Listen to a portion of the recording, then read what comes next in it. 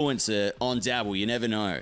If you are having a dabble, though, please make sure you set a deposit limit, and I'll see you in the banter channels throughout the game.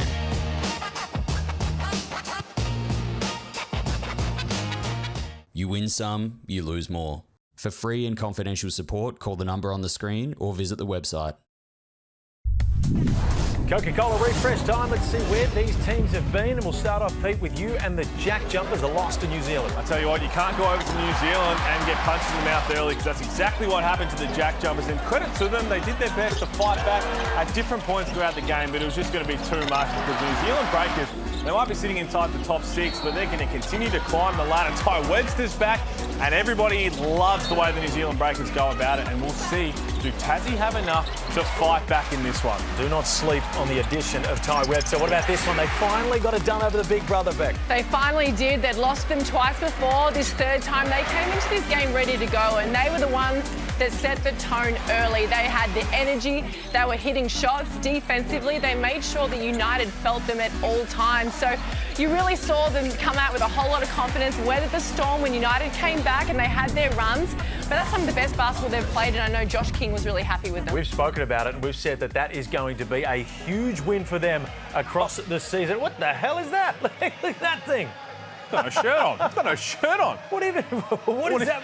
What company is that meant to be representing? Jeez. Oh, God. No, get it off. Jesus. So, mate, she's been at the Gippsland Tavern for the last 3 weeks. Hasn't slept for a month. Hey, shout out to my good mate Keith Factors. What's going to be the key factors in this game for you? Let's kick it off. I think. Oh, okay. Well, controlling the glass. We have to control the glass if you're the Southeast Melbourne Phoenix, because I think that the message will be sent to Tasmania with Josh Bannon, and will magnate it, get on the glass.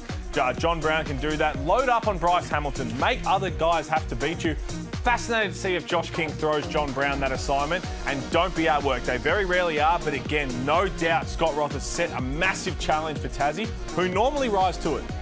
And for Tassie, I feel they've had some pretty slow starts to a lot of their games. So this is one where they really need to come out with a lot of energy early. They need to throw the first punch. Also, I think a huge key for them is getting the ball into Magnay. When you get the ball to him, things open up, whether it's for his scoring, he draws the defense, he gets other people the ball. And the last one is that they really need to take away the three-point line. Southeast Melbourne, they live and die by their three. So take them out of that and make them get into the paint. There can always be a small come down when you come off a big win. We've mentioned it before, you alluded to it as well, Beck, that win over Melbourne United could be a season-defining win for them. That's how important that crosstown rivalry is. Yeah, exactly. And I think still without Malik Lewis and Owen Foxwell, do they still have that emotional get up here? They should. It's in Gippsland. It's in front of a crowd. It's exciting for them to be there, albeit they get another game on the weekend there as well. But I'm excited to see how their response. I mean, it was important, that win too, because it was after the overtime loss against Illawarra, so that he really wanted to see that bounce back from the group. But now it's to continue that, isn't it? It's to make sure that, hey, this wasn't a one-off. Obviously, huge win against United, but hey, let's do it again. And you mentioned as well the key for Tassie, they've been off to slow starts, trailing their last 6 road games at the halftime break. Yeah, and again, I think Tasmania are going to win this game. I really think the challenge has been set, and I think that they will get it done. Pete's with Tassie. Where are you, Beck? I'm with Southeast Melbourne. I think they're in form right now. I can't agree with you, Pete. Sorry. Well, someone better get that monkey some sleep, that little mascot. Southeast Melbourne, Tassie, not far away.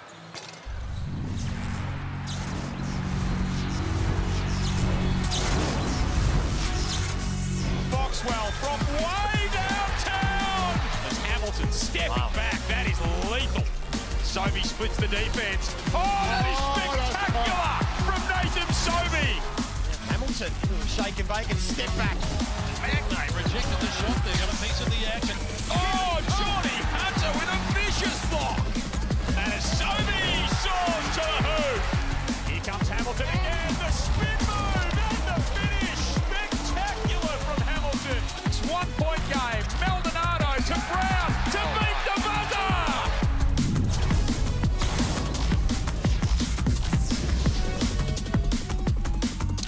Confidence couldn't possibly be any higher for the Southeast Melbourne Phoenix right now, coming off a massive win on Sunday against their arch rivals Melbourne United. They head to regional Victoria and Gippsland for their first crack at the Ignite Cup, a team that seems absolutely suited to this format. They're high scoring, they're free flowing, and they get their first look at the Ignite Cup tonight. And for Tasmania, They are in some sort of slump, losing 7 of their last 8 games. Simply put, things have to turn around. Great to have your company in the Ignite Cup. It's presented by Disney+.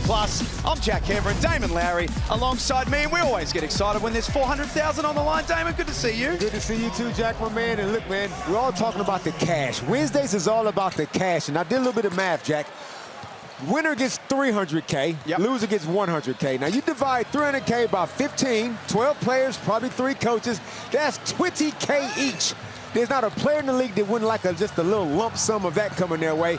So this game should be exciting as a result of that, and both teams are trying to make it to the Gold Coast. So here's the Ignite Cup ladder as it stands right now. As we mentioned, it's the Phoenix first game in the format. Tasmania have played one and lost one. Reminder that every quarter is worth a point. To win the game is worth 3 points as well. Have a look at the New Zealand Breakers up top there. New Zealand Breakers already got their hand. They already think about what they're going to do with their cash. At least 100 grand of it is coming the Breakers' way. And good on them, but I feel like the way they're playing, they could take the whole thing. So let's start with the Southeast Melbourne Phoenix. It is their home game tonight. And as we mentioned off the top, coming off an enormous win against Melbourne United on Sunday in the throwdown to the tune of 25 points. And look at the spread of scoring they had in that game. I like the way Josh King is going about it with his group. Everybody's playing roughly the same kind of minutes. So he's playing the most minutes, but he's not averaging 30. And everybody knows they're going to come in for 4 or 5 minutes, run their guts out, shoot as many threes as you physically are capable of shooting, and be ready to sit on the bench and come back and do it all over again. There's Nathan Sobey, whose season so far averaging 21 points a game, 3.5 rebounds, 4 assists, 2 steals. This is some sort of season that this guy's putting together at 35 years of age. He's evergreen. Evergreen Sobey, playing some of the best basketball of his life. I like the way he's going about it. He's in my first team all NBL team. Not that anybody's going to care what I say, but I do. He's in my team for sure, Jack. Playing some good basketball and leading the team and playing the right way. For the JackJumpers, the spread of scoring has been a huge problem for them at the moment. They are 9th in the competition for points per game. Their offensive rating is really downhill since the start of the season as well. Bryce Hamilton doing so much of the heavy lifting, averaging 20 points a game.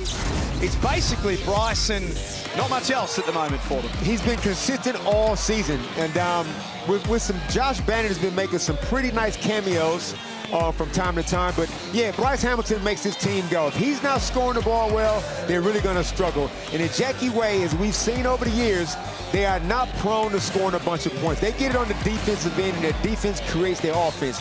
But right now, they got to find a way to inject some more O into their entire makeup. David Johnson, Tiger Campbell into the lineup as well. So the JackJumpers have got some scoring out there. We are about a minute away from tip-off in Gippsland. And let's face it, Damon, there's actually no easy way to get from Perth to Gippsland, but somehow Kelsey Brown has managed to get from literally one side of the country to the other for tonight's game. Welcome, Kels. Thanks, guys. I have managed to do it. It was an absolutely picturesque drive down. The energy in here is building for the first game in the Heartland, but I want to talk about the other side of the court tonight. Let's talk about the captain for the JackJumpers, Will Magnay, coming off arguably his best game last outing against New Zealand. 18 points, 7 boards, 4 blocks to go with it. And you might think that he'd match up against Geordie Hunter tonight, but the last time these two teams met, Geordie Hunter only played 11 minutes. He matched up against John Brown for most of the game. I am excited to see 2 very key cogs to each team go at it tonight. Great to have you with us, Kels, and those frequent flyer miles are looking real good for you right now. Starting lineups for both teams,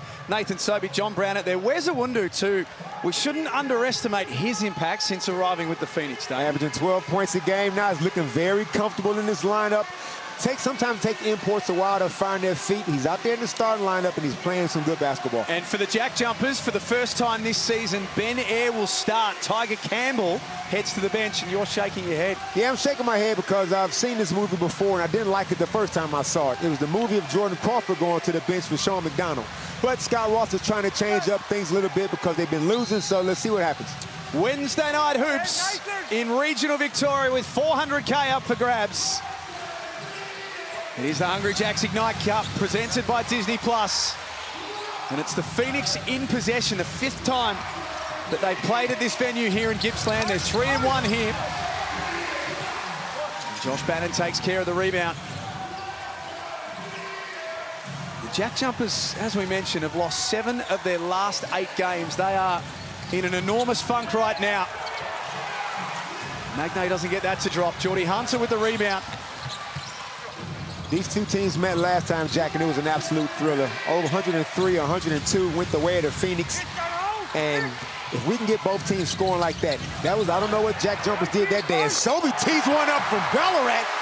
Good Lord. I'm just trying to picture the map of Victoria and Ballarat, Gippsland, and I don't know, it's just not stacking up for me. From Moe? What the hell? Moe's a better fit, or Warrigal, or something like that. Yes. Phoenix get the ball back. Go, Jordan, shirt. Moral of the story is he was a long way out. That's what I was trying to say. Seriously, long way out. And that's the sort of season that Nathan Sobey's having. Again! He's deep again. What part of Gippsland is he in now? From Bairnsdale. How far is that away from Gippsland? Am I getting any closer? Sobey's on fire. They shoot the three ball so well, the Phoenix. They're the #1 three-point shooting team in the NBL. That is some sort of start. Speaking of three ball, here's Ben Air. Oh, you got to pull this one, man. You got to pull. This time puts the ball on the floor, swings to Hunter. Sobey kicked it out to the best shooter on the team, and Jordy missed it. I would have liked to see him. Like, this is Nathan Sobey we're talking about as we look at the Amy replay. And he let this one fly. Good penetration and kick from Hunter Maldonado. Sobey didn't even hesitate. Said, let me just do this one more time. But you know what? Sobey, this is the maturity, the maturation of Nathan Sobey. Wouldn't he have shot that third triple 100 times over back in the day? He's just playing such a polished brand of basketball these days. Free throws to come for the JackJumpers. Why is that then? Because he's 35 years of age, Damon. The averages say that you're either retired or at the back end of your career, and he's having one of his best seasons. He's looked after his body, but I'm going to say he's responded well to strong leadership in the coaching department. When he's playing his best basketball previously, we can say it was Joey Wright at Adelaide, a strong leader.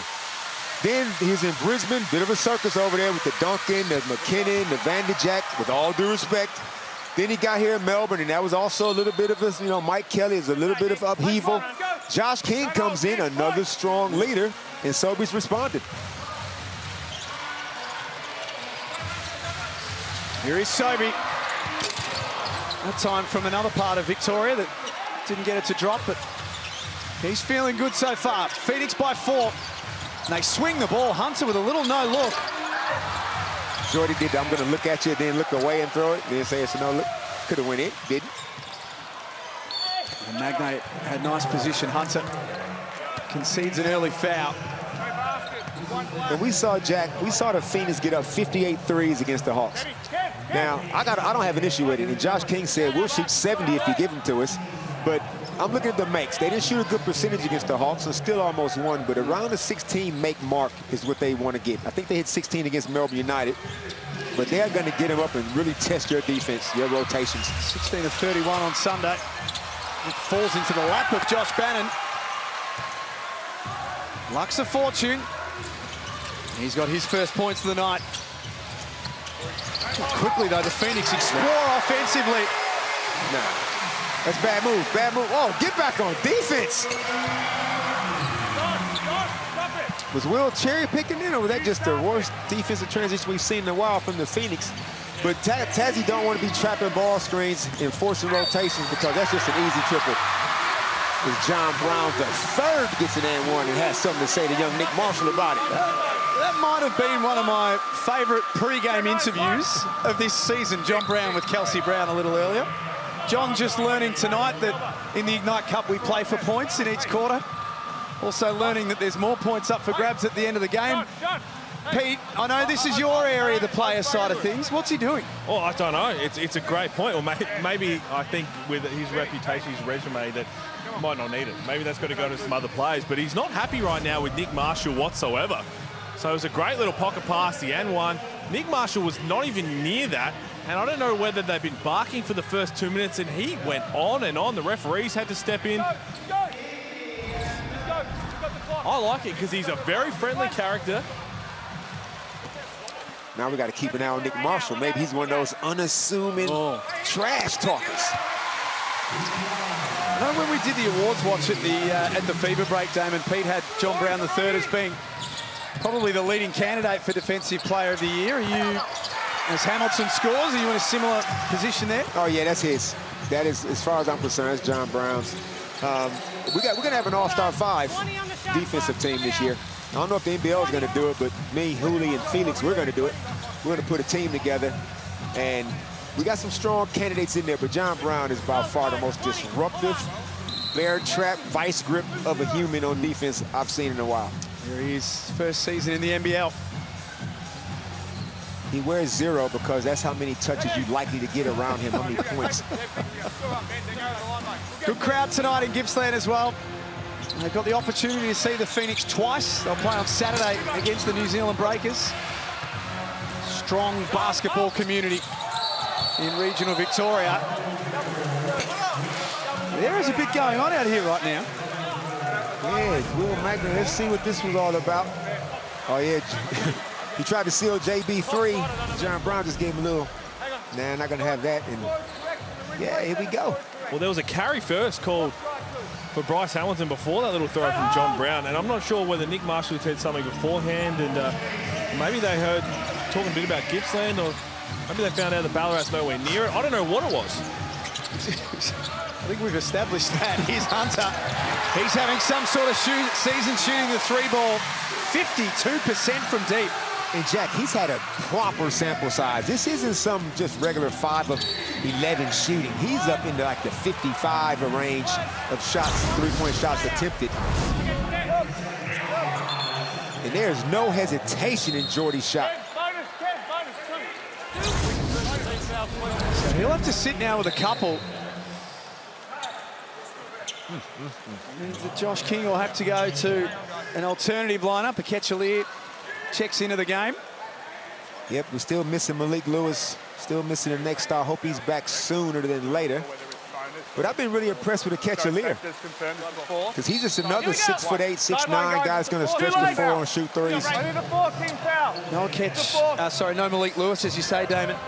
Missing tonight with a pneumothorax. Owen Foxwell also not playing with a cork thigh. There they are, the two of them. And just for the record, I have no idea what that is, pneumothorax. It involves the lungs. Gotcha. Moral of the story is you don't want it. Okay. Particularly in competitive sport. Great look for Marshall, and he obliges. And you can just see the defensive bite in the JackJumpers now. I mean, this is what losing several games do, and you can imagine what training would have been like with Scott Roth. Guys are picking up full court. Guys are looking a lot more active on defense. This is the JackJumpers we're used to seeing over the years. Hunter Maldonado trying to back in on air. Lear's got some tricks. Not that time, Knowles. It's knocked out of play. Kelsey Brown, courtside.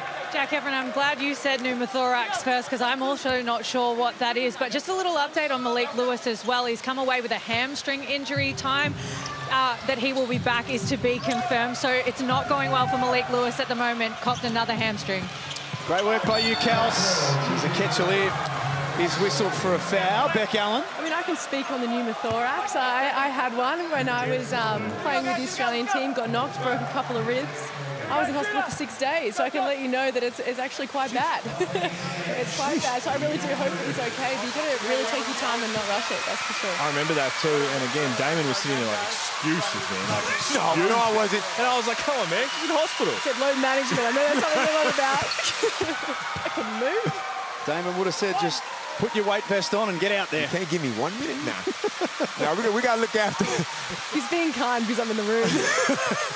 Now we got to look after Malik Lewis. He's got big fish to fry next season, next June. Banner makes both. As Majuk Deng checks in for the first time for Tasmania.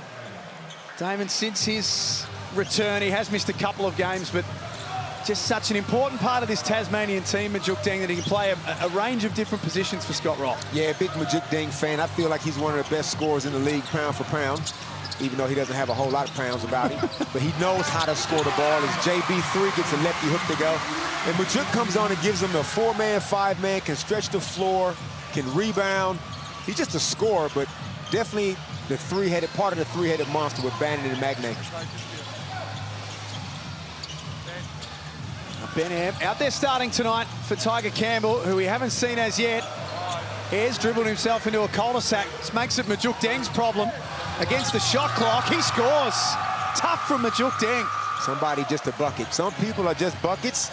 Majuk Deng has been a bucket his whole life, his whole NBL life. As Hunter Maldonado gets him a layup in transition, and Scott Roth would not be happy with that. It's up and down in Gippsland. Deng tees it up. That's short. A reminder, when they played in round 8, you mentioned that thriller, 103-102. The Phoenix beat Tasmania at the Silverdome. It was 61-60 at halftime in that game. I mean, just racking up points, a lot of shots being made. And you think about how the Tassie wants to come out and pressure. Remember a few years ago, Jack, they would just pressure you and wear you down. You don't want to necessarily do that with the Phoenix because they want to run anyway. All that does is just encourage those guys to get out and run even more. So they got a different style. Out of all the 10 teams in the league, nobody plays like the Phoenix. Angus Glover in for his first minutes. One of the main reasons why the Phoenix are the #1 3-point shooting team.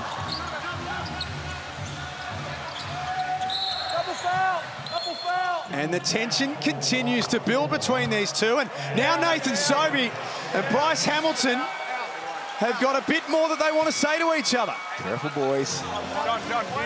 David Johnson, I should say. Take you guys over there. I've got a double foul here. I got a double foul. I've got nothing on the coming together after. I think that's fine. That's out of nowhere. Green 20. Yeah, we need camera 4 to give us what happened in transition. But Jack, it's 400 grand on the line. 300 and 100, so it's extra spicy. Okay, so Nathan Sobey and DJ got tangled up in Juk trying to rat out Sobey for doing something. Well, that was the end of it. It was going on a whole lot before that. I agree with Mike Lane. There's not much there. They're just getting in each other's face. But this is spicy. What happened after the last Launceston game? It's just a few carryovers from that one, I reckon. Tiger Campbell in with a bit of a point to prove coming off the bench. That's a positive start. And Tiger Campbell's a professional. Now, one thing about Tiger Campbell's game, he's never been a big scorer. His 4-year college career at UCLA, around 12, 13 points a game. Played a year in Germany, about the same, 13 points. He's not a big scorer. But Scott would have been happy just maybe with the defensive end, maybe, the 2 points and 2 assists. Tiger's gonna have to really up his defensive intensity because that is exactly what Ben Ayres does.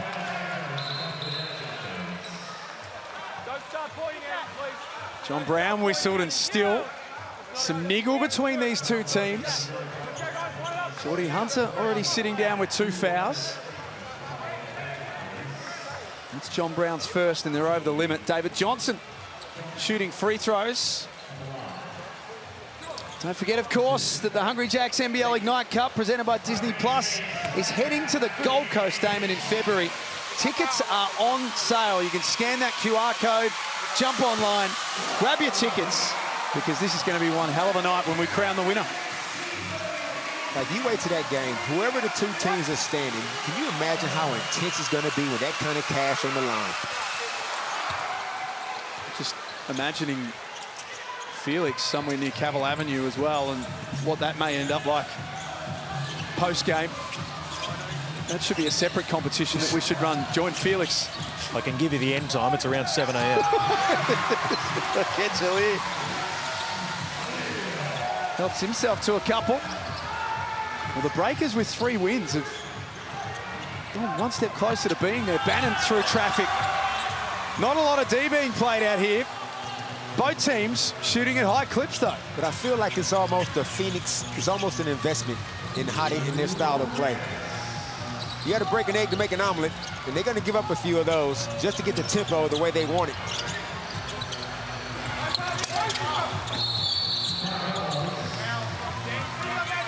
Foul on Majuk Deng for some holding.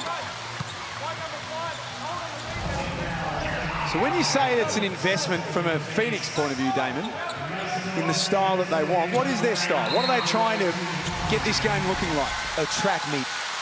They're going to back themselves. Their 10 guys are going to outplay your 10 guys, or maybe your 7 or 8 guys. The pace is going to be ferocious. We're going to put pressure on your ball handler, and you're not going to be able to get into your stuff comfortably. That's their style. Wundu puts the ball on the floor. Little mid-range, Jay. That's a lot to like about this game. It's just simple, isn't it? Marshall through traffic. Bucket for bucket, the trend continues in Regional Vic. High-scoring affair, just like it was in round 8. Back-to-back buckets for Wes Awundu, and he thought he was fouled too. And he might have been. They're going to spread you out, and if it's not John Brown III, it's going to be a catch-a-leer. And they're going to spread you out, and one of those guys is going to set ball screens. They're going to attack the rack and shoot threes. And if you close out wrong, if you overhelp, they're going to shoot 40, 45 threes tonight. And if they're making them, it's going to be hard to keep up with them. But right now, so far, so good for the Jackies.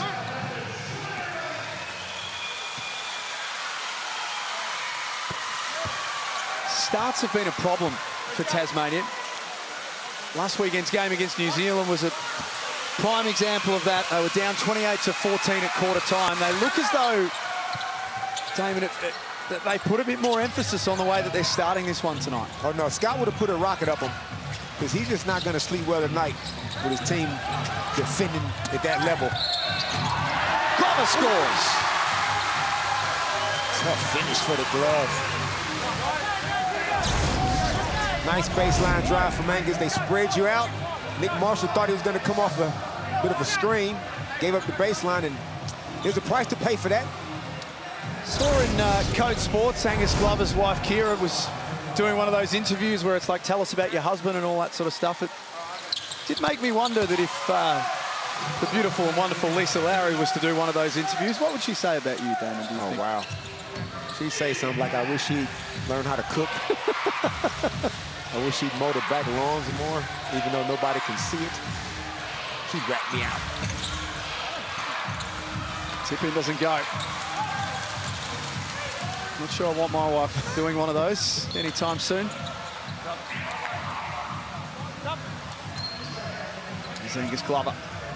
Look at the depth. DJ Mitchell is earning some Josh King trust.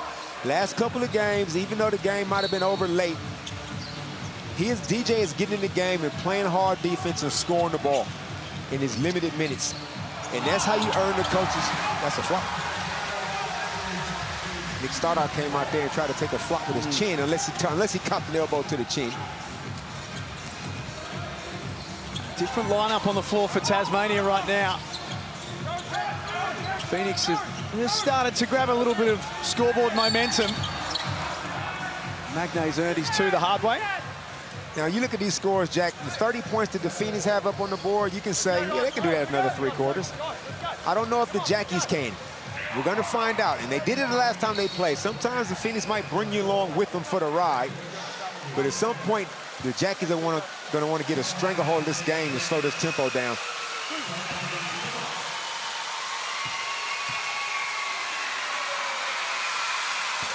Well, the free throws for Will Magnay have been an adventure this year. 56% from the line. Okay, so he should make this one.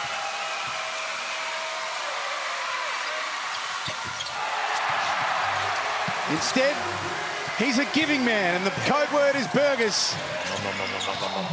It's the Christmas season, the season of giving. Oh, yeah. When you get there, tell them Will sent you. Just use that code word if you're in the state of Victoria. Those flame-grilled pieces of goodness are all yours. Damn, Vegas! He shot that one, Jack. From Terrelgan? Are they already in Terrelgan? They're close enough. Yeah, let's go Druin this time around. Missed layup. Phoenix really starting to build. I love it. This is a style. This is a style. So far, Jack, they've already blazed away 9 threes. They are right on pace for a 36 3-attempt game. All they got to do is make 35% of them. They've scored the last 8 and should be in a really good position to win this first quarter and add a point in their first Ignite Cup game of the season. Magnay with 1 to come. Tough one, tough finish, and that's John Brown, the third, second foul. 22. That's one way to slow the tempo down. Pound it inside to your big man. Let Will Magnay go to work and impose his will.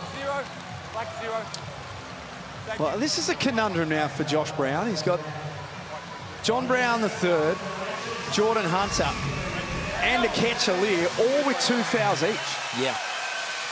So that's when you just kind of tell the 3 guys, pick a number between 1 and 10. Whoever comes the closest, that's who's starting the second quarter.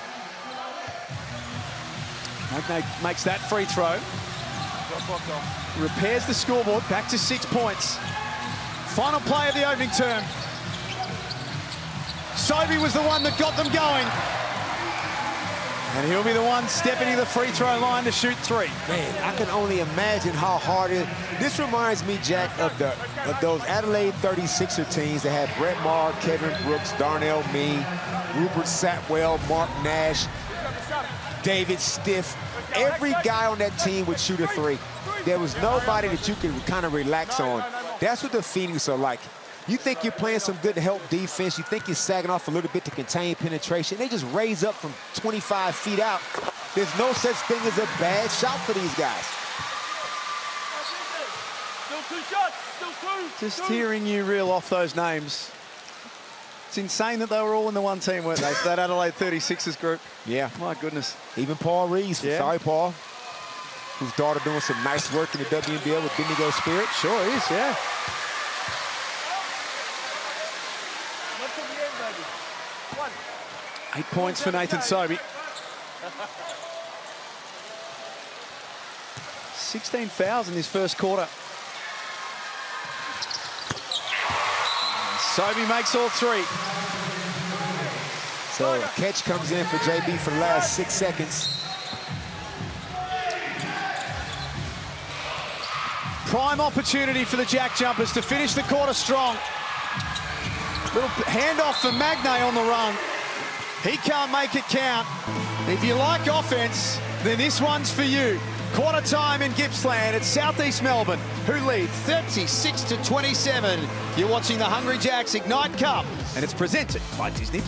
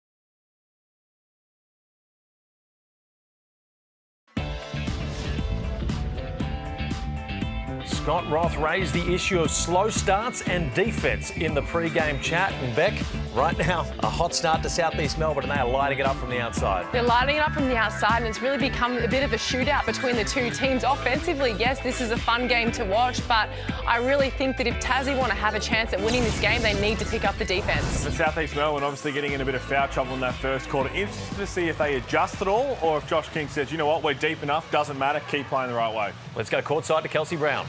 Well, there was a fair bit of frustration in that Tassie huddle. David Johnson came down and slammed his chair. So a little bit of spice in this one. Scott Roth walked in and he said, 6 threes already. We're flat-footed. We've got to find our guys. Their defensive identity is eluding them, but we're collapsing. Let's just guard your guard and get back to that, Jack. That's a really good observation, Kels. Thank you. Damon, we were just talking about this a little bit during the break. How do you guard a team like Southeast Melbourne when you know that they want to shoot as often as they do? First, you got to control the tempo. You got to come down and make them guys play 18 to 20 seconds of defense. You don't want quick shots per se, unless you obviously got a layup or something extremely wide open. And then defensive transition is paramount, and you cannot be over-helping. Yeah, they're going to just spread you out and have one guy setting the ball screen, and they're going to just shoot threes. So your traditional way of helping out on defense, it has to almost not exist. Nathan Sobey, the leading scorer in the game. He's got 9. Where's Awundu? He's just quietly got 7 points. I mean, even a shot like that Sobey had, I thought, that's wide open. Sobey's making an extra pass, ended up drawing a foul. But, Jack, that first quarter to Phoenix, that breakneck pace they're playing with, they have no turnovers. That is big time. Sobey. Oh, damn it. Spoke too soon. Gave that up again. Turnover number 1.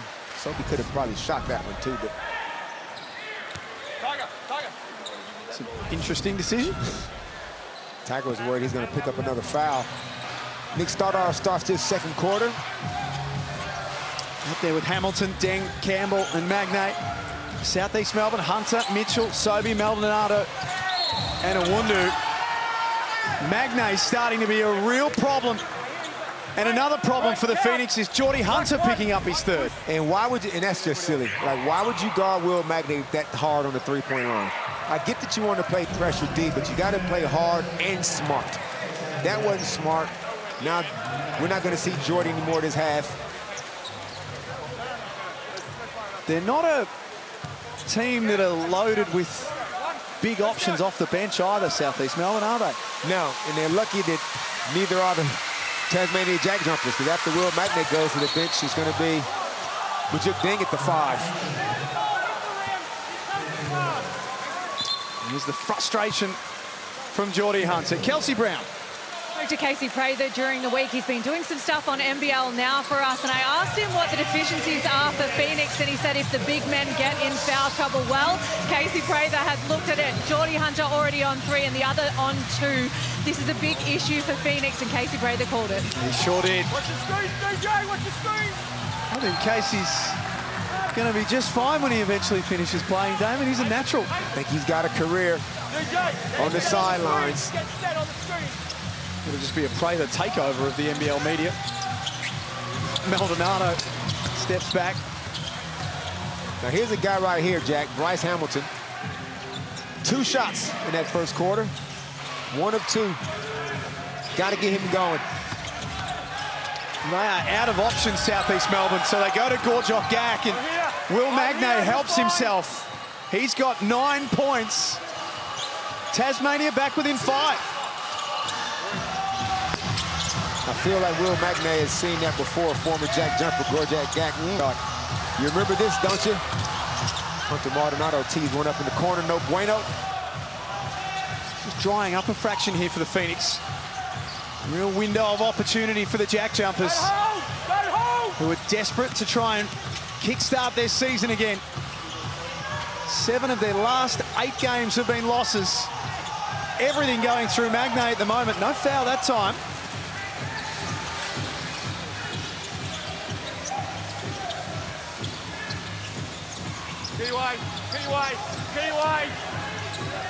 DJ Mitchell filled his boots late on Sunday against Melbourne. Off balance. 2 attempts don't go. He kept it alive, though. All of a sudden, they're having a hard time scoring, Southeast Melbourne. And they might go through passages of play at some stage like this.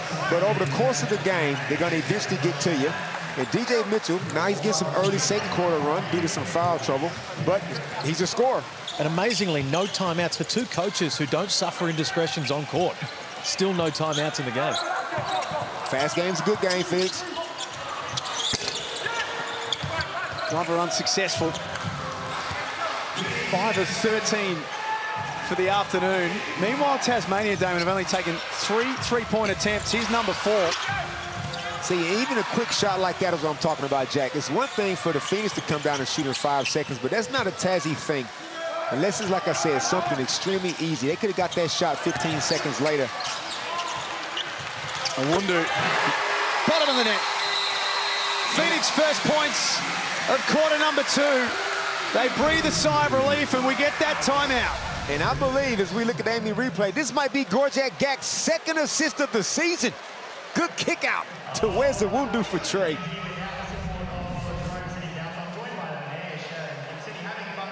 We knew it was coming. This one, Southeast Melbourne just continuing to light it up from outside. Well, they missed their first 4 or 5 of the quarter and then it didn't matter. And let's go down courtside to Kelsey Brown. Who's she got with her? 2 Collingwood AFL superstars with me, Josh Dacos, Isaac Quainer. Josh, I'll start with you. You found yourself in Gippsland and an NBL game on a Wednesday night. What are you doing here? Yeah, us boys have community school visits, so it's great to get amongst the community. Come to tonight's game. It worked out really well, and hopefully it's a good game. You've started pre-season. How is it being back? It's been great, you know, obviously some time away from the boys, but good to get back into it. Yeah, it's been a great start to it and good to meet the new boys. IQ, you've been everywhere this off-season. Dubai, we saw you at the Pelicans game for the NBL NBA series. How are you finding the basketball tonight? You're a big basketball fan? Yeah, I am. I played a lot of basketball growing up. I actually played with a couple of boys playing today's game, so always happy to come down and support, and yeah, go Phoenix. Well, we absolutely love having you guys here. Thanks so much for the support. I fear that Quaynor is going to regret saying that because, you know, every commentator in the AFL is going to be saying basketball background every single week now. And also, to be fair, Dubai, Gippsland, very similar things they offer. I mean, they're making the most of their off-season, aren't they? They certainly are. Take it away, Jack. Phoenix lead by 8. Is Josh Dacos seen the little big man society in the AFL, Jack? He'd have to be. He could be.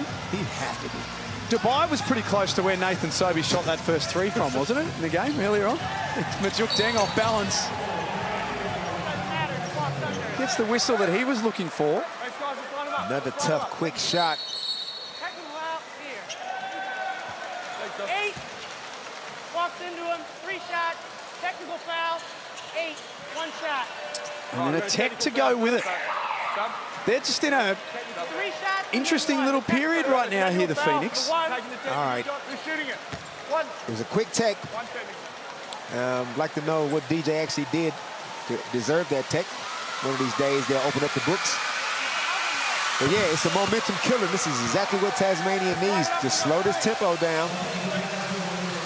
We'll have 3 now. 3. And you know what players got to recognize, Jack? There's referees in the league that are quicker on the whistle than others. You got to know who those guys are and act accordingly. I think Christian Doolittle might have learnt that one last weekend in Perth.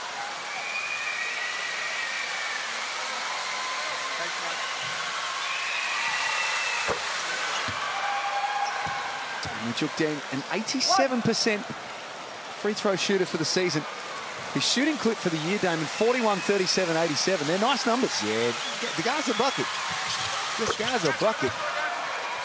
Was almost out of the league, which is just stupefying to me, but he's found a home here in Tasmania, and he's a champion. You go back to a couple of years ago, in 2024, when they won the championship, he was such a major part of the reason that they saluted for the first time, the JackJumpers, and he's helped them get back to within 4. And well, that's a little out of control from a catch. There's something you don't see every day. That's hard to do. Shoot it over the backboard.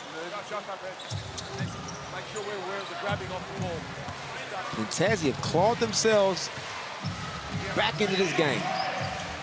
Every quarter matters, and right now this has been a fruitful one for Tasmania. Ben Ham wrestles it back. Deng from deep. Doesn't get that to go. The desperation's there for Tasmania now. the game and stop whinging. Back within 4. Good life advice there from Michael Aylan. As that goes out of bounds. That's what I say to my kids. Play the game and stop whinging.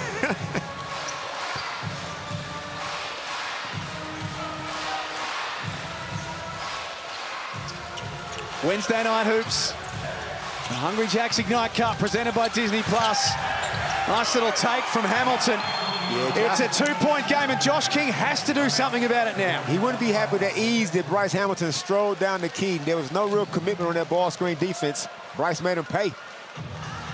And just like that, Felix, it's a 2-point game. How does this happen? Well, it felt like South East Melbourne were running away with it for a while, but the Tassie JackJumpers, they've been a victim of slow starts throughout the year, really fighting their way back now. I think this timeout's a product of what's happened in the last 2 minutes on a Phoenix point of view in terms of the technical foul from DJ Mitchell and then a catch barking and Michael Aylan. Josh King will be saying right now, cut it all out. We just need to focus on what we are. And then the fact that they keep talking about wanting some more foul calls, there's been plenty of whistles in this game. We don't need any more.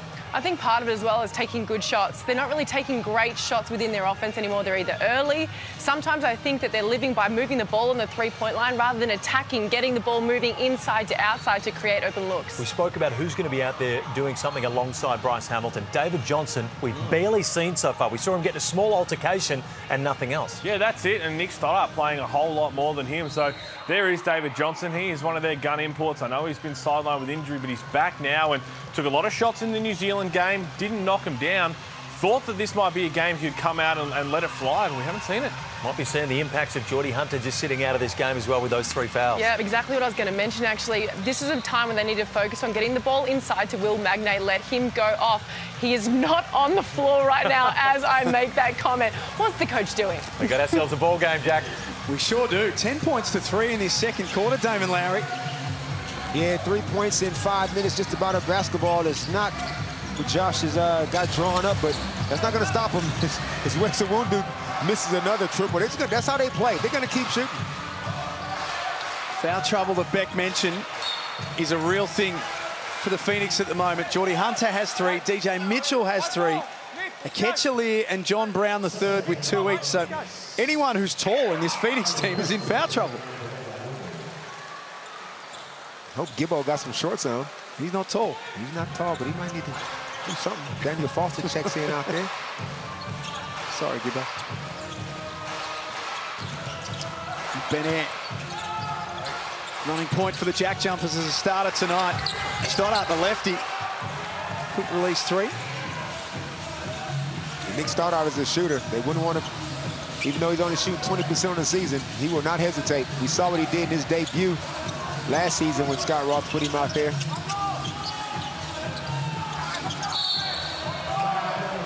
Foul will be on Benair for a hole.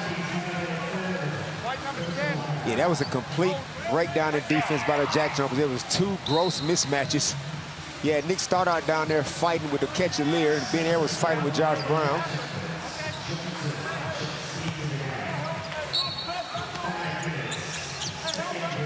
This is a tricky period here for the Phoenix to work through. They'll continue to fire away.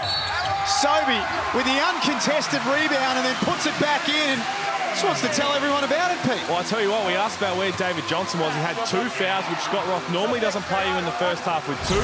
He subs straight back in, and technically I feel like that's not even counting 3 seconds, and he picks up the foul right there, and he's going to come out, and that's the last we'll see of a while. The coach tries to give you some trust. Put me back in, coach. You can trust me. No, I can't. And then Nathan Sobey gave him a send-off on the way out, too. Just for good measure.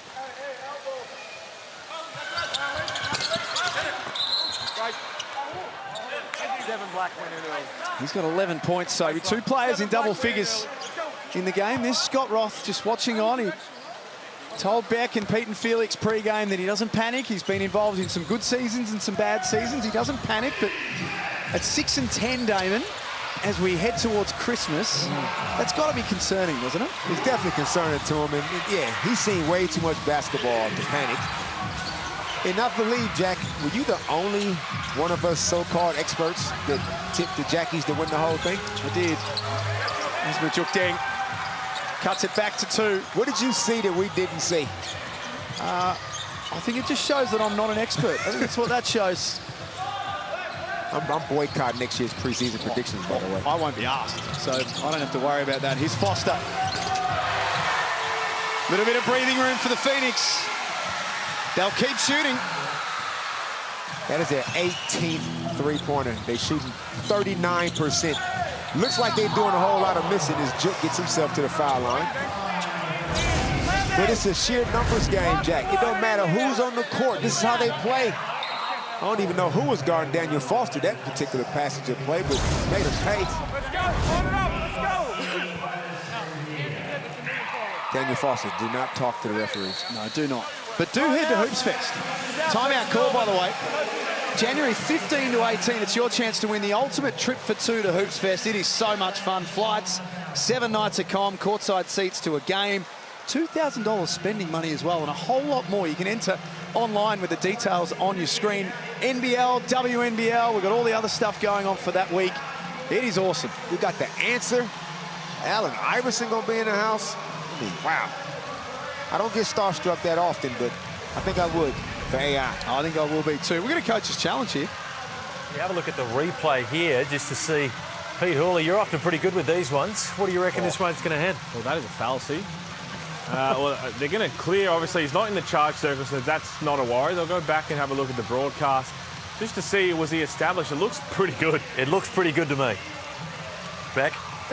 Well, I mean, Josh King's really good at these. Does he have enough time, though? Has he moved into it? That's the only question I have. It looked in live playback from the other angle that he did move forward a little bit, but from what if they keep looking at just that angle, you want the answer?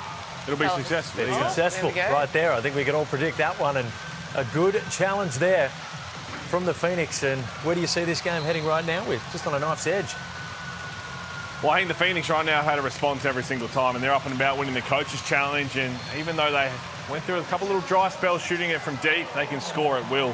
44 points with 4 minutes remaining in the second. If Scott Roth was preaching defense, well, he's not going to be happy. Yeah, this is a moment where the defense really needs to come into play, because how you finish this first half really dictates how the second half goes. So, big 4 minutes remaining. I think they're going to need Geordie Hunter back in this game very, very soon, Jack.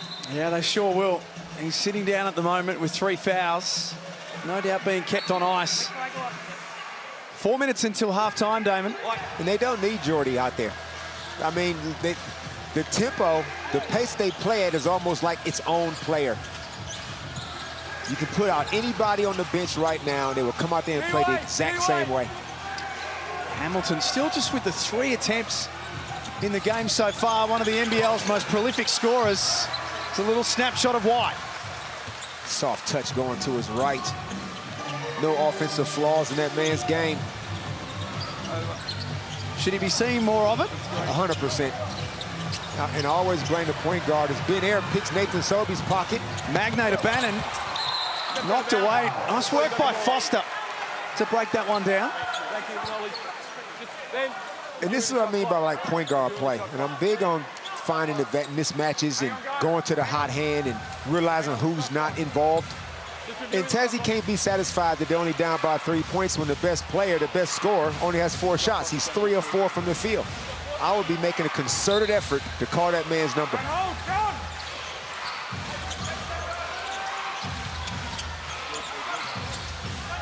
Ben Air at the top of the key. 7 on the shot clock.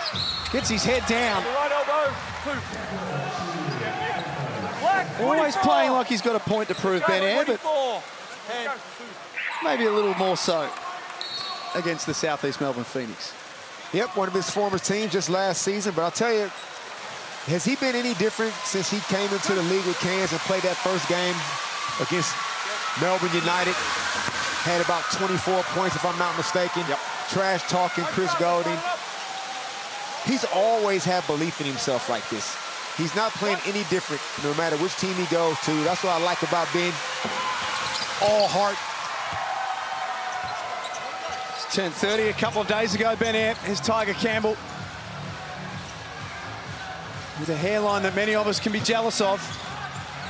This is a 1-point game. Phoenix have got a real fight on their hands. Good pass. Owundu. The JackJumpers can come down the floor to take the lead on this possession. Hamilton Kept alive by Magnate. Knocked back out to Hamilton. Second time around, misses out. Awundu steps out of play. Sobe dodged the bullet. Tried to leak out after the first three that Bryce pulled up. The JackJumpers have not led at any stage of this game so far.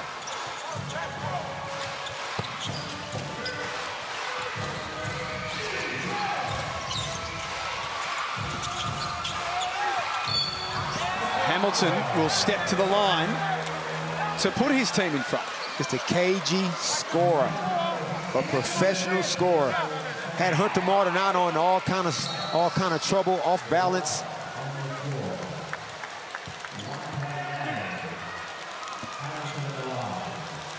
And who's going to be the first to foul out for the Phoenix? They're just racking them up. Yeah.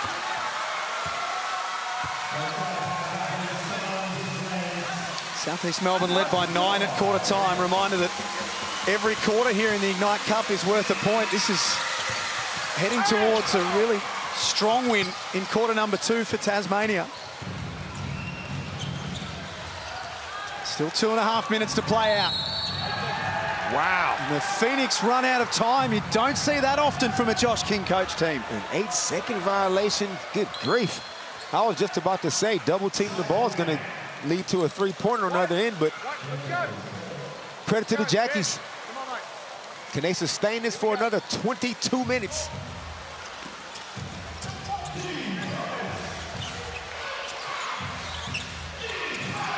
Scores tied up. JackJumpers in possession. Wide open look for Marshall. Tasmania in front. Wow. Great penetration. Ben Air exploring, getting into the key. Nick Marshall, nothing but cash. Somebody got lost for the Phoenix. This game has swung wildly in quarter number 2. Be a lot of Tassie fans asking, where's this been in the last 6 weeks? Glover scores. Brings it back to 1 point, the difference.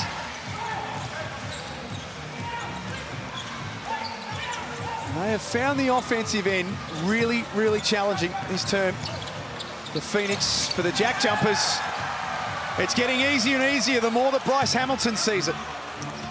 4 out of 7 for Bryce. Soft little lefty on the short baseline. And Sobe misses an easy deuce, and they're off. Charge. 50-50 call, could have went either way. Backpedaling. Ooh, do you challenge that one?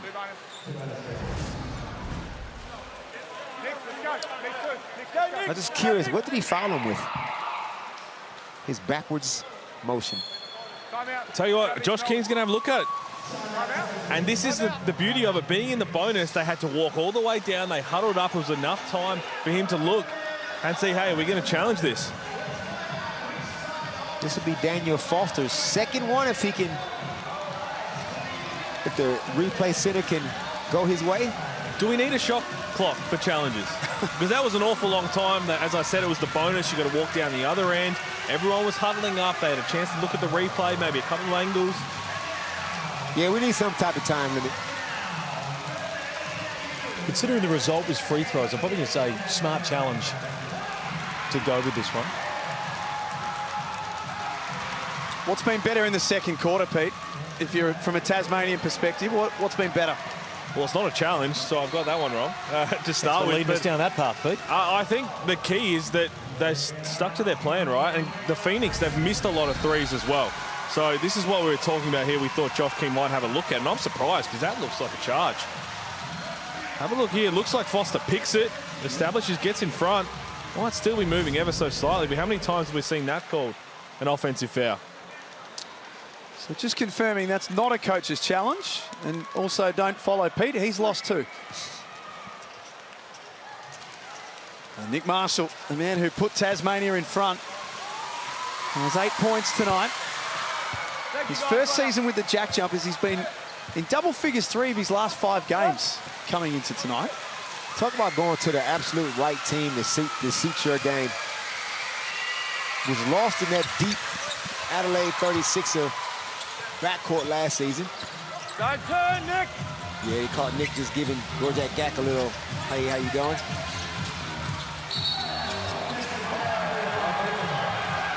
Offensive foul on Bryce Hamilton on the wrong end of that. He's a bit sore after it. A little knee-on-knee action, perhaps, Damon? Yeah, I think Gorjak Gak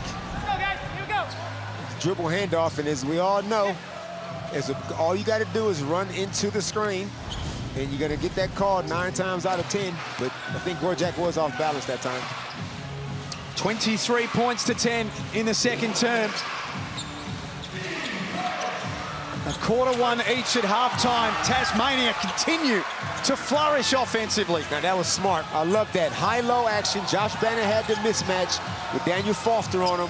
Great job by Will Magnay. Going to the mismatch. I love it. There's a bit for the Phoenix to work through at halftime now. Gak in the paint. Turns around and drops that one in. What deficit do you think would make the Phoenix worry a little bit? We saw them come from so far down against the Hawks a few days ago. They're not going to panic. Down 4 is nothing to them. Hamilton trying to land one last blow. He throws it away.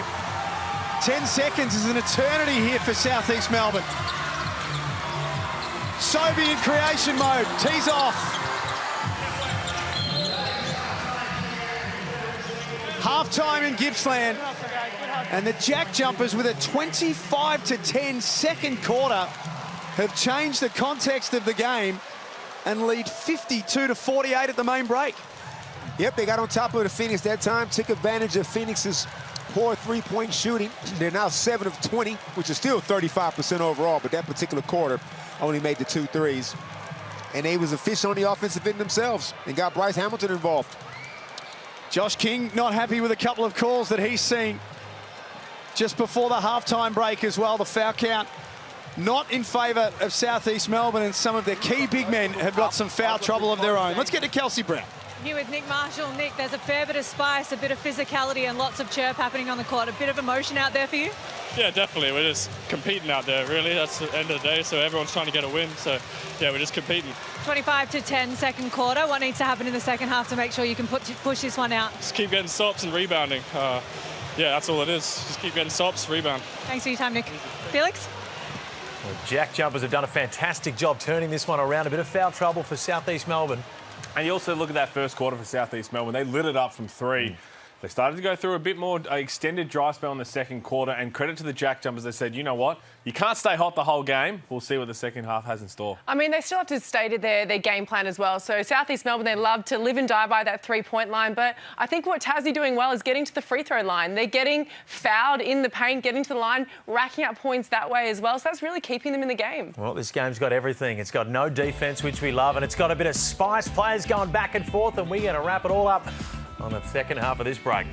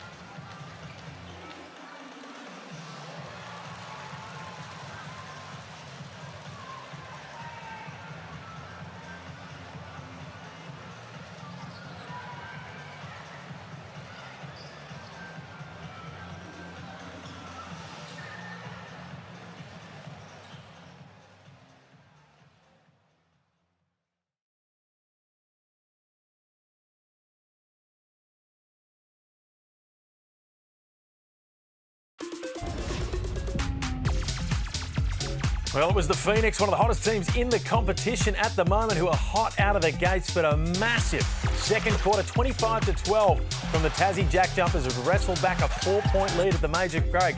And I'll tell you what, the storyline of the JackJumpers being out to slow starts and trailing at halftime, specifically on the road, appears to have been flipped on its head. Well, we'll see what happens in this second half. But again, the Phoenix only know one way, and that's to push the pace and take a lot of shots, and quick shots, especially from the three. Tassie will start to try and grind it out now, and we'll see what happens.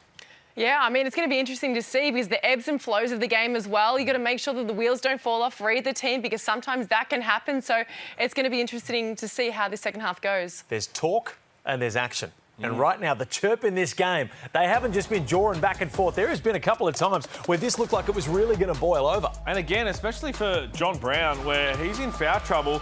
And again, you get him heated up. And again, I don't think he's going out there and doing anything overzealous. But when you're fired up with the energy, and it was him and Nick Marshall going at it, then all of a sudden you get your hand caught in the wrong place. You get a couple of fouls. You have to sit down. Nathan Sobey and David Johnson getting into it. That was one of David Johnson's fouls, the double foul. Michael Allen threw to both of them, and he's only played a handful of minutes. So this is what we expect. These are two teams who are desperate for a win for different reasons, and who knows how if it'll boil over. And part of that is playing smart too. You know, you can play aggressive defence without getting a hand in. You've got to be smart about it. Even with Geordie Hunter, one of his last fouls was against Will Magnay out on the three. He was too tight. I think you've got to be smart in how you choose to defend and make sure you don't get those little chippy fouls that get you out of the game and losing that rhythm. I love this from Tasmania. We've been saying that they don't have that usual toughness. They're not tough on the defensive end. This is the sort of answer. If I'm a Tasmania JackJumpers fan, you don't want to see full-out fights there, but you want to get under the skin of the team that is better than you. Southeast Melbourne are a better, high-octane team. Get under their skin. I think Scott Roth wouldn't be too disappointed. Oh, no, he wouldn't be at all, because they've done it controlled somewhat as well. But I also love the mindset of Will Magnay and Tiger Campbell, because they are ultra-aggressive offensively. We haven't seen that for a long time, and Will Magnay in particular has been elite. Well, Magnay would be looking down the other end of the bench, and he sees the bigs. John Brown, Geordie Hunter in foul trouble. He's going to look to have a massive second half here, back. He is, especially on the points, but also the way that he creates second chance points for his team as well. Just sometimes the tap outs with the O boards as well, getting it out to the three-point line for his teammates. But I really hope that he goes to another gear and really takes advantage and goes at Geordie Hunter in particular in the paint. Well, he's been doing that, and you call for it off the top, Beck. We know you're elite in this media work, but this is exactly what you asked for. And the fact that we don't see that too often from him, and he's really put a damage control into these two, which is what Josh King has to figure out. Well, the stats don't jump out the page for these guys, but that's because most of them have been in foul trouble. You look how disappointed Geordie Hunter looks on the side right there. I don't know where we've added that. I certainly don't think he was that upset in the first half. The graphic has been done very well, hasn't it? I just think it's hard. I guess we speak about the rhythm. It's hard to get a rhythm when you're constantly out of the game. You get a couple of minutes here, a couple of fouls there, you're out of the game. It's hard to actually find your rhythm within the game. Yeah, I'm going to be interested to see if you're Scott Roth, when Geordie Hunter starts, or John Brown, go at him. See if you can get another foul. They have to sit down because they got the better of them in the second quarter. You got to go right through the chest. Now, Beck, it's your second Ignite Cup game. Oh, no. Oh, no. I asked this last time, and when you were a rookie, so you probably didn't know. What's the one thing that's better than Wednesday night basketball? Well, 4 seconds. Oh, gosh. It's Thursday night basketball. Oh, it's Thursday night basketball. What a game we've got. The Illawarra Hawks. What are they going to dish out? We've seen great, we've seen in the middle, and we've seen downright terrible from the former champions, the Brisbane Bullets. Well, they're the walking wounded. Right now, they're going to have to lift it up. And now, you know what? Dare I do it? What's better? What's the one thing better than Thursday night basketball? Off you go, Pete. This is your question. You got this one, Pete? Well, it's either Friday or Sunday. We had a big game on Sunday last week, but it could be Friday, top of the table. Certainly going to be Friday. Look at that. The Adelaide 36ers and Melbourne United, a big win, a big comeback win for the Adelaide 36ers. Can they keep that rolling over Melbourne United? They stole top spot. And, of course, the action continues then as well after that. But we are not far away from the second half. We're going to wrap it up a little bit more after this. Southeast Melbourne and Tasmania going head-to-head. The Tassie JackJumpers with a 4-point lead.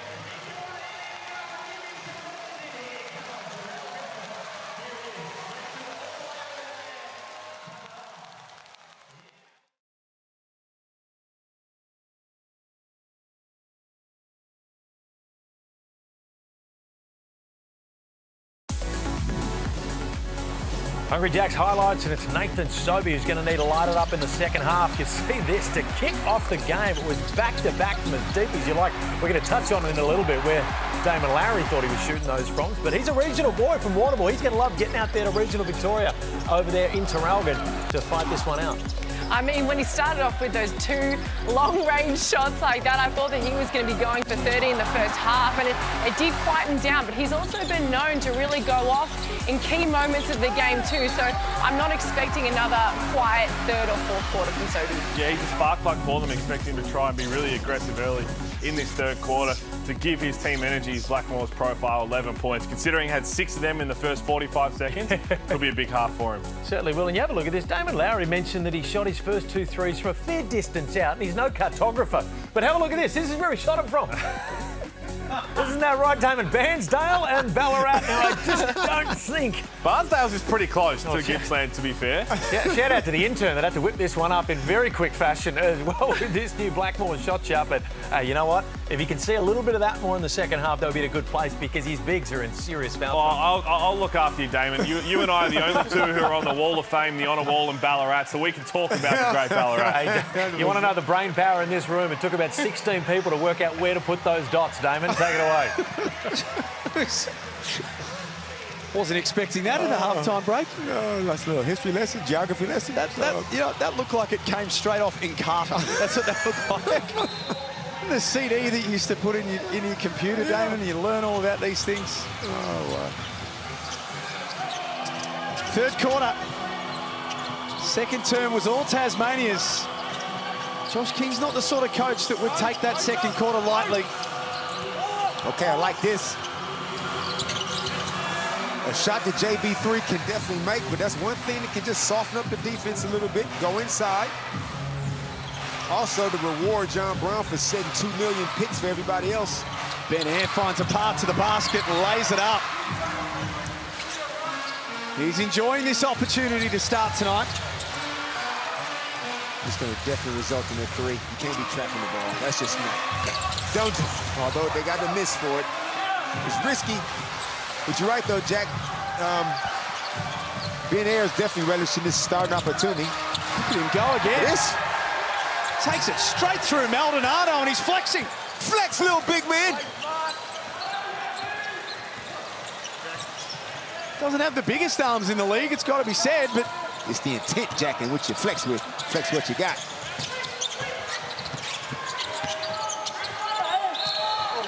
Maldonado draws the whistle. Pete Hawley, Amy replay. Well, the Amy replay is all about Ben Air, and I tell you what, you remember that Josh King absolutely loves everything about Ben Air. With their roster makeup with Owen Foxwell, who's going to get the starting minutes, and a backup point guard coming in as an import, didn't have the spot for him, so it hurt to see him go, but he respects his game so much. And I tell you what, if Ben Air can lead Tassie to a win, geez, that'd be a dagger. Someone needs to take their finger off the shot clock button too, I think. A little technical situation here in Gippsland. Well, I don't actually mind it, Jack. I've been to plenty of events where this is the music that gets played till late into the night. So you know, there's something out there for everyone. And by late in the night, he means Monday at 11 a.m. I was wondering why Felix over there tapping his foot. So just got a little issue with the shot clock here. And sure, we'll get that resolved very shortly. 56-48. Reminder, tomorrow night, Illawarra and Brisbane at the Wynn Entertainment Centre.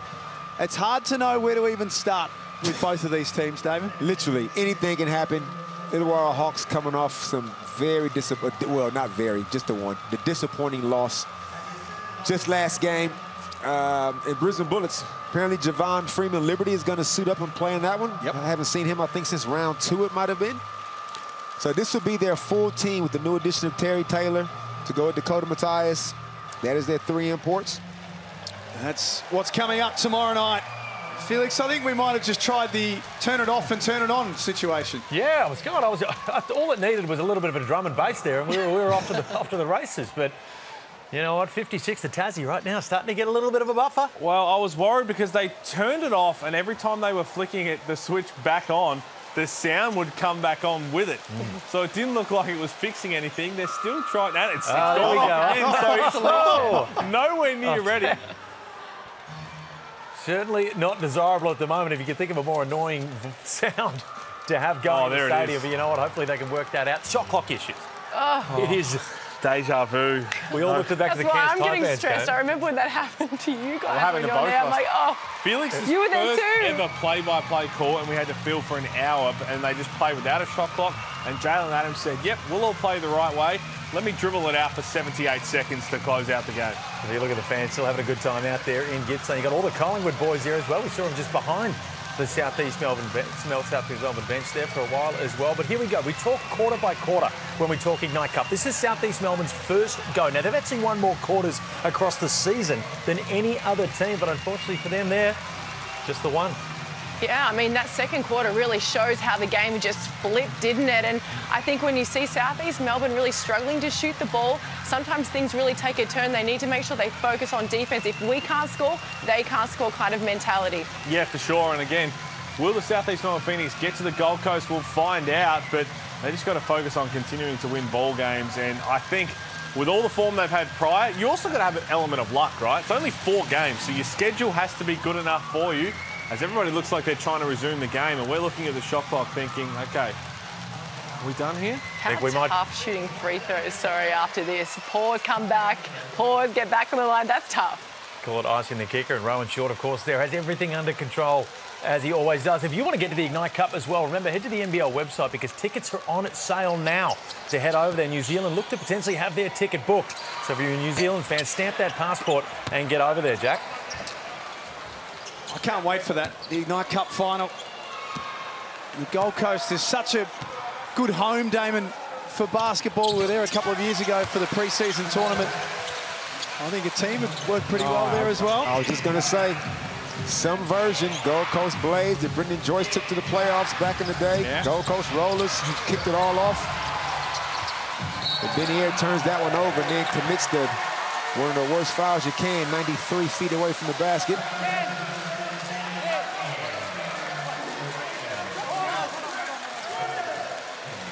This 7-point lead that the Tasmania JackJumpers have is the biggest lead of the game for them. This is no big deal for the Southeast Melbourne Phoenix. They're going to back their style of play in. And he's got Jordy Hunter. He got his starting 5 out there. We've seen a lot of Jordy Hunter tonight. 3 fouls in the first half. His 3 ball has dried up a little, so they resort to Brown in the mid-range. where he shoots it at 45% for the season. Just gonna say, it's a very nice mid-range, too. And Maldonado got a piece of it from behind.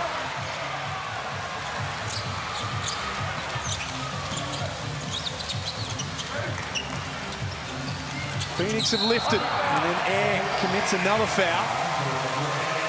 His third. Here's that block again. All ball, timed it perfectly. And Hunter Maldonado is very unsung, as we see Ben Air bite on the shot fake from Hunter Maldonado. Hunter Maldonado, Jack, his numbers are not going to leap off the page, but I feel like he is like a perfect fit for what Josh King wants. 8 points, 3 rebounds, 5 assists. He's actually plus 65 for the season. He's perfectly fits their style. They don't need a ball first, a scoring first kind of a point guard. He comes off the bench, and he's rock solid in his minutes. Owen Foxwell is the starting point guard. He doesn't have an ego. He's fine coming off the bench playing some quality basketball. No Owen Foxwell tonight, court side. Malik Lewis out. Court side. I need to work with the physios. You can't be missed. Those points are going to count. I know Owen Foxwell would be out there, but the medical mafia got him on the sideline. They scored the last 6. Pain is not a word in the vocabulary of Damon Lowry. Oh, Jordy. That's 4. He's back out there with a little bit of trust, and he's pleading his case to Josh King.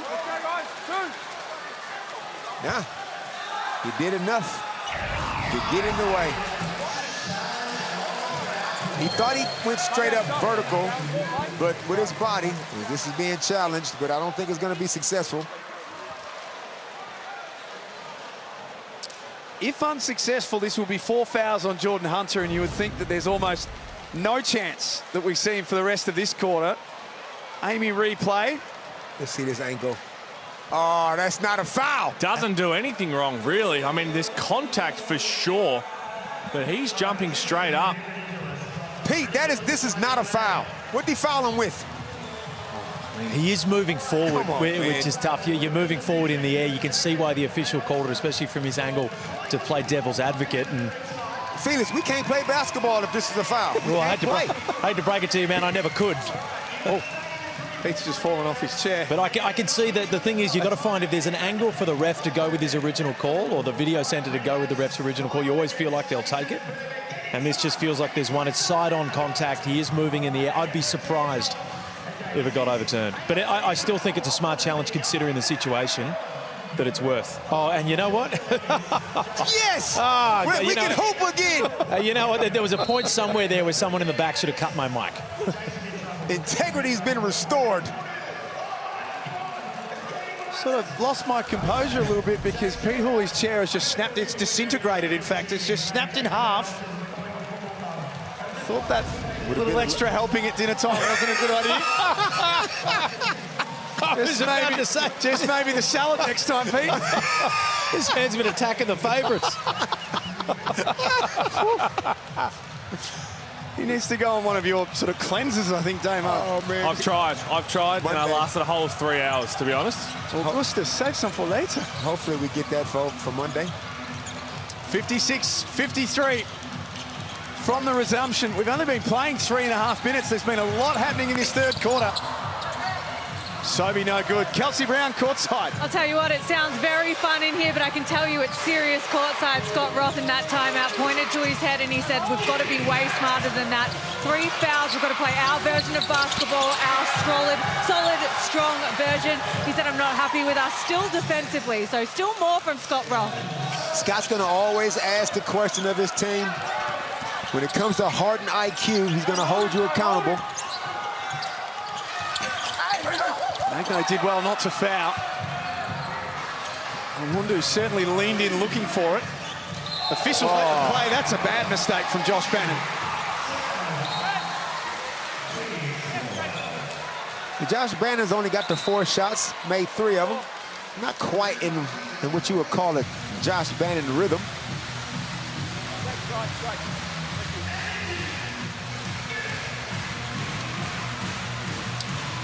First season with the JackJumpers, 15.5 points a game, 9 rebounds. They're good numbers.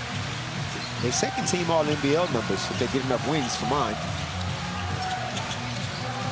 Generally with Tasmania, when Bannon plays well, they win. That pass intercepted from Maldonado. Bannon head down, just went straight through the middle of Angus Glover, and the points will count. And we can't keep going backwards and forward these charge and blocks. I mean, but let's just see. Did Angus pick it? He picked it, and Josh Bannon extended the right forearm. No call at best. Oh, is Josh challenging this one? He might be going for some sort of record here, Josh King. There's a Twitter account for this now, isn't there? Coach's Challenge? Yeah, well, he's going to go for his 3rd successful one here, and he's probably going to win it. This baseline ref from my home country is putting himself out there a little too much. Does the extension of the arm do him in here, Beck? What do you think? I feel like it's unsuccessful. Well, I think it's going to be on that baseline, on the baseline angle of Glover still trying to move in front. Tough break, Angus. Tough break. This one here, was he established? Yeah, no. On that, you'd say absolutely not compared to the broadcast angle. But also, that's just giving everybody a chance to say, you know what, this game has a 2-hour window, and let's get it done in a 2-hour window. No more challenges. That's it. It's a long drive back from Gippsland for some. Especially if you're going to Ballarat. That's it. You could go on a regional Victoria tour. I'd happily lend you my Mitsubishi Outlander. Would you call it a Victoria? I'll call it whatever I want. Offensive rebound. That won't make Josh King happy. Does he get after it again? Phoenix trail by 7. Maldonado takes it one end to the other. Wow. Let's have a look at this one. Will seems like, was he vertical? That's the same thing that Jordy Hunter basically did the previous play. That's not a foul neither. That's not. But I don't even want to talk about it. I don't even want to talk about it no more. I'm exhausted. Gee. Pete, what they fouling with? I mean, you can't defend that anybody. You're taught to jump straight up. If you just happen to be more physical in the air, he timed that perfectly after the contact was made. That's not a foul. Yeah, well, Hunter Maldonado got to make them pay. Misses them both. Gee whiz. 6 of 11 from the free throw line, the Phoenix, and then they give up an easy bucket at the other end. Now that's the timeout. That's the one you want to call a timeout on, giving up that after a missed free throw. That's egregious. 9-point lead now is Tasmania's biggest in the game. Phoenix are ice cold offensively. Glover to the rack. He's always the solution to a problem. The ease at which both teams are giving up layups is staggering. Which is interesting. There's an easy 2 for Bannon that goes back in because both teams, Damon, are so well drilled defensively normally. Yeah, like one-on-one defense just no, that's a sloppy turnover. Just one-on-one defense is just not up to par right now. And I like to see players get more annoyed. Like they get annoyed at the referees for bad calls, but how about getting mad at yourself for giving up a layup? Southeast Melbourne won the first quarter, 36-27. Tasmania won the second, 25-12. So a quarter one each here in the Ignite Cup.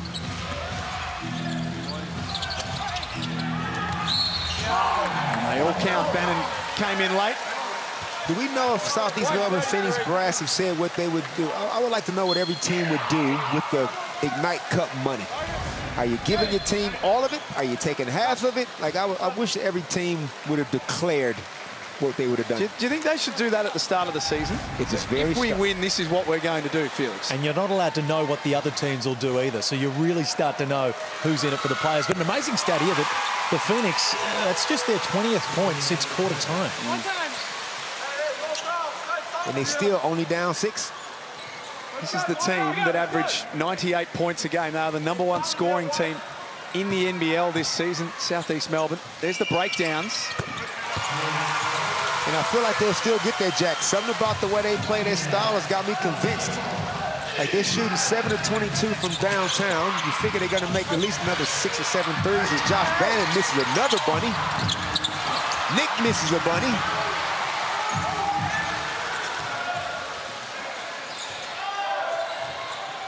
Angus Glover.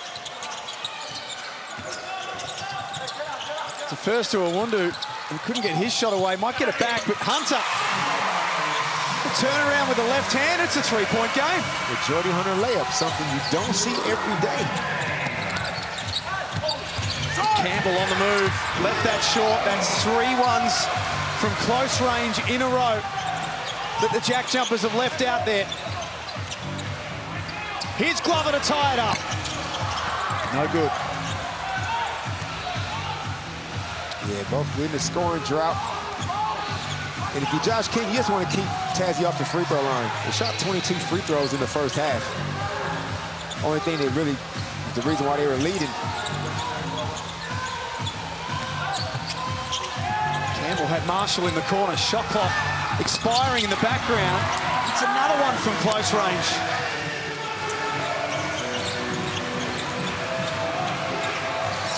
.347 remaining. Hunter gets caught up with Marshall. And now Jordy Hunter and Nick Marshall exchange some pleasantries. It's been feisty tonight. We're going to have to add Nick Marshall to the list. Oh, he just... Yeah, he gave Jordy one to the solar plexus.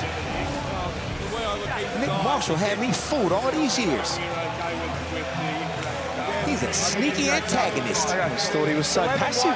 Had us fooled, Jack. He's a very good Australian rules player. Played footy until under 17s. I think he's just gone back to his footy background for a little bit there, that little nudge, Pete. David Johnson checking into the game for him. 3 fouls in 4 minutes and 22 seconds. Can he get through the third quarter without another foul is the big question. Again, Cam Tovey lives to fight another day with the all-time NBL record. Somewhere watching this game, Cam Tovey's just shaking his head because you are the only one that brings that stat up. Hey, it's incredible. If you can foul out in 3 minutes and 24 seconds, it's more impressive than it isn't. Can we find that somewhere on YouTube, or is this just a myth that you just keep going with? Is there some evidence of this? They broke it up into 6 vines back in the day. You know what vine was?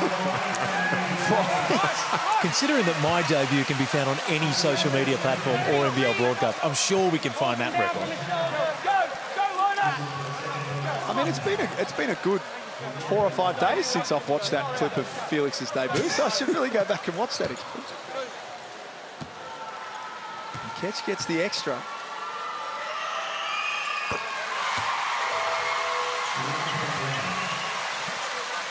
Feel like the Jackies had a window there, Jack. They had a bit of a window. Their offense is dried up. They only got to 10 points so far in 6 minutes of action. They're now racking up the fouls. And now we have a tied ball game.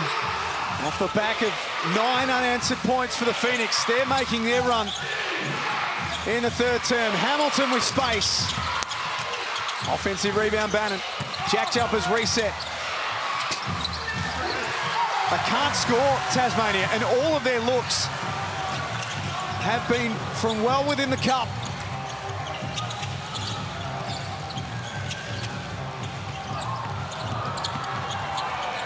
Hunter muscles his way in. He was a little out of control on that one. Good shot fake, got his defender up in the air. If he just kind of leaned in and shot it, might have got himself to the line for 3.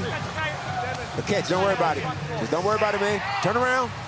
It's going to be his third.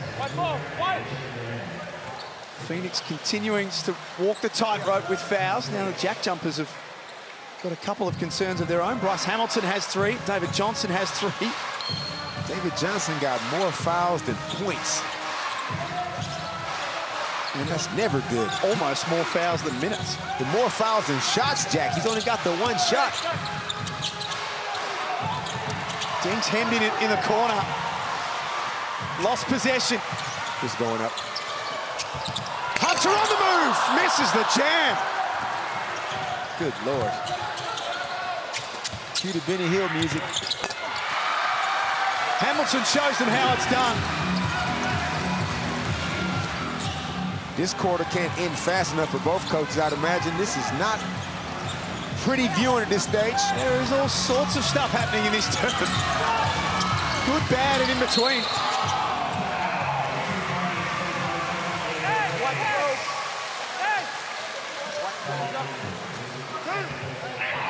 Foul on Tiger Campbell. That is 19 fouls for the Tasmania JackJumpers.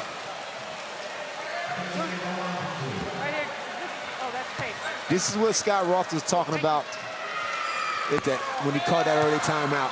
We are hacking, too much hacking going on. Can we just play solid, efficient D? Hard without fouling is keeping the Phoenix in it.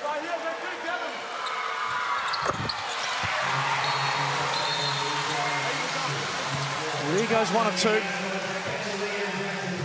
Deng, Johnson, Marshall, Campbell, Magnate, the five on the floor for Tasmania. Brown, Glover, Mitchell, Sobey, Awundu for Southeast Melbourne. We're down one.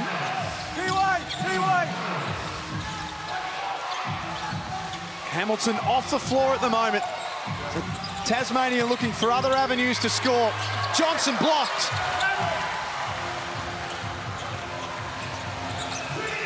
Sobey got a healthy piece of that one. And that's the other part of Sobey's game, Jack. The defensive end that he doesn't get the credit for is DJ Mitchell. That's way off.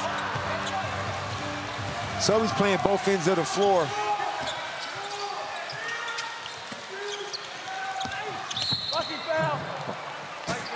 Nice foul by Mitchell. That'll be his fourth. I mean, come on, DJ. You just got out there, man. You have 3 fouls. And I don't know the scouting report, but I'm pretty sure that it's not Will Magnay shooting mid-range jumpers from the baseline. Deng scores from underneath. That's too easy. Those are the little sorts of things that infuriate Josh King.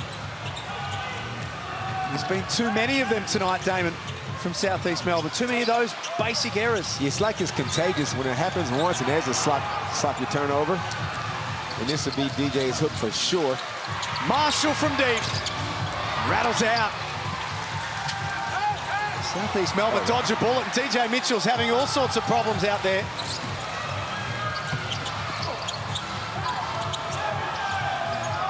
Glover. Yes! Finally! Wow. Someone can find the bottom of the net.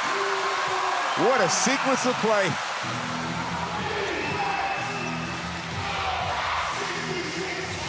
Scores level again. Angus Glover, 5 of 8 for the night.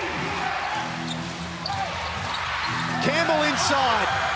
That's better from Tasmania. Good ball screen work, and it was also a 2-for-1 situation that Tiger Campbell recognized.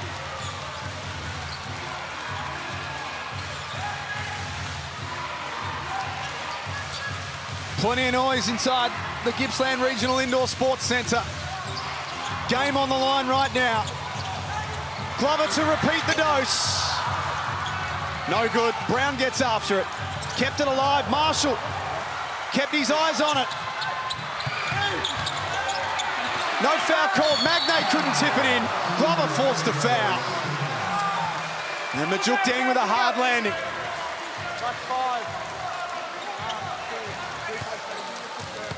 So the free throw to come.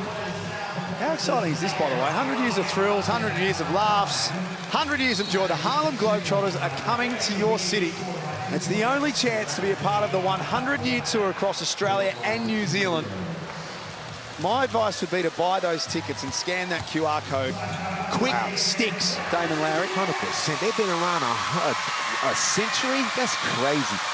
I remember them when I was a kid with Metal Arc Lemony, Curly Neal. Wow.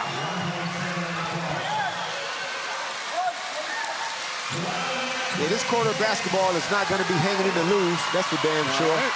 But the Tassie JackJumpers will take this 4-point lead if they can Juk to make this last free throw. The JackJumpers lead the quarter as well.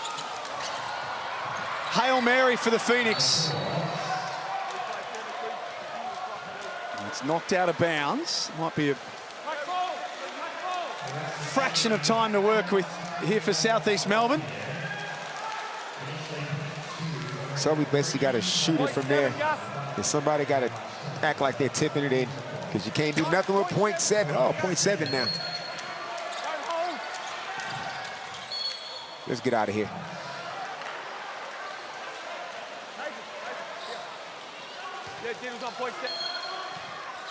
So now 0.2, which is almost impossible from here. Tasmania lead by 4 points at three-quarter time. This one is well and truly up for grabs. 70-66. This is the Hungry Jacks Ignite Cup, and it's presented by Disney+. Don't go anywhere.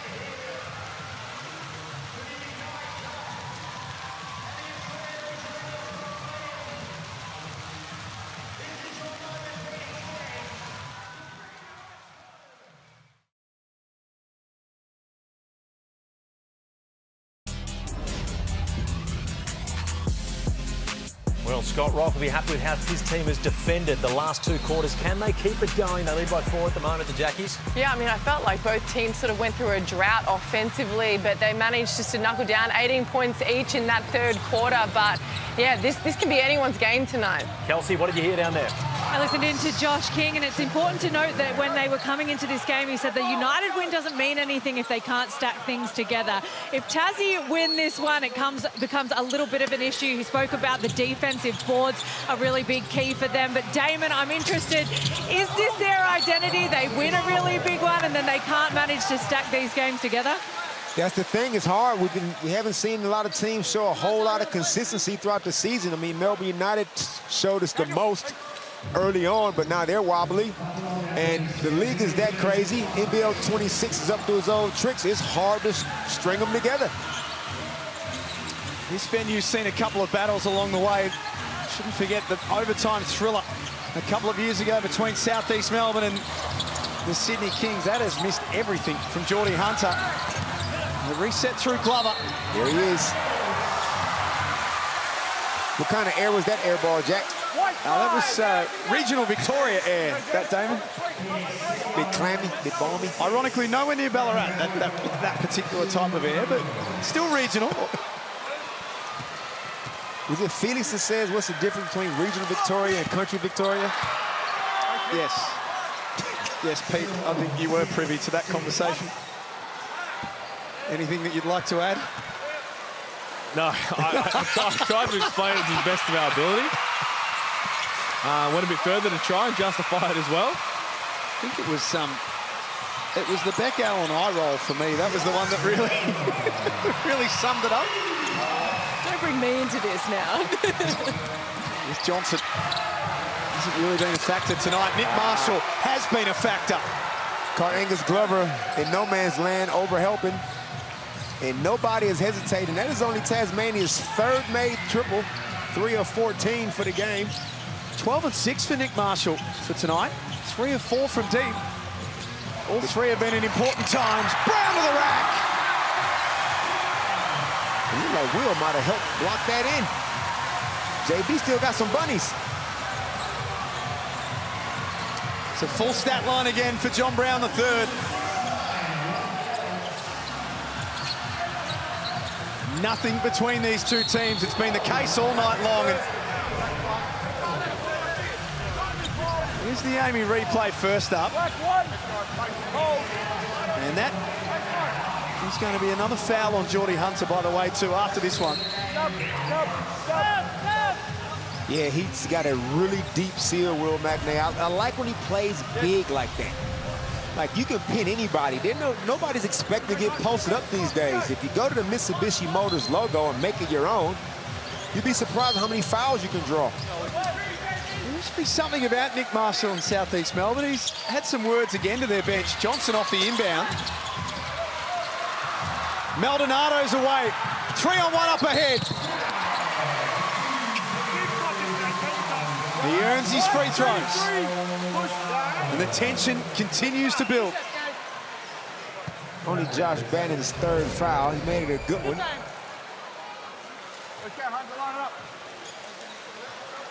Josh basically said, I'm just not giving up a layup. It's just as simple as that. I'm not helping you up. I'm not giving up a layup. I've been on the road the last couple of weeks, Damon. The NBL app has been my best friend because it's got everything. NBL, WNBL, live scores, player profiles, last time they met. You name it, it's all there.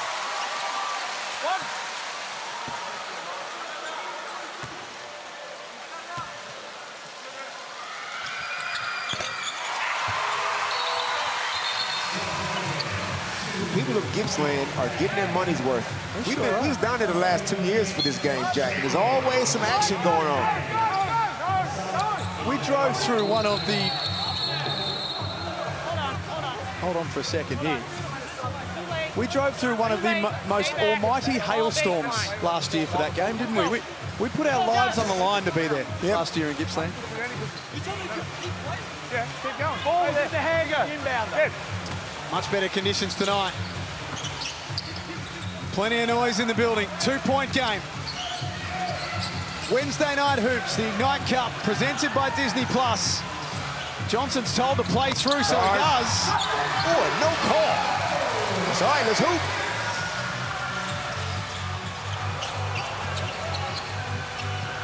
Back to where we started with Sobey. Now we get a whistle. See, that's... You're not getting David Johnson's frustration. The last call, okay, it's a no call, which I don't necessarily have a problem with, but then you get a really, apparently a ticky-tacky one. And remember, Jack, the old days, hate to go back the old days too much, but Brian Gorge's Melbourne Magic teams, led by Mike Kelly, defensive, when they basically dared the referees to foul all of us out. Refs got foul fatigue. We can't keep calling fouls every other time down the court. We got to let something go.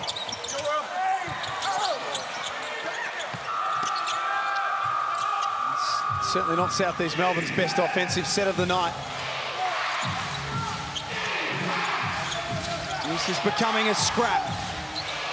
Bannon. Got it. Big hit, Josh Bannon. Just skip past by Juk, but a great screen by Ben Air. Saw Josh Mann sagging into the key for no reason. Ben buried him in there. Little bit of breathing space for Tasmania, but Awundu straight down the middle. Literally right down the middle of Main Street. What's the main street in Gippsland? Main Road? Come back to you on that one. Because Ben just went down the main street of Gippsland as well. Defense is clearly optional at the moment.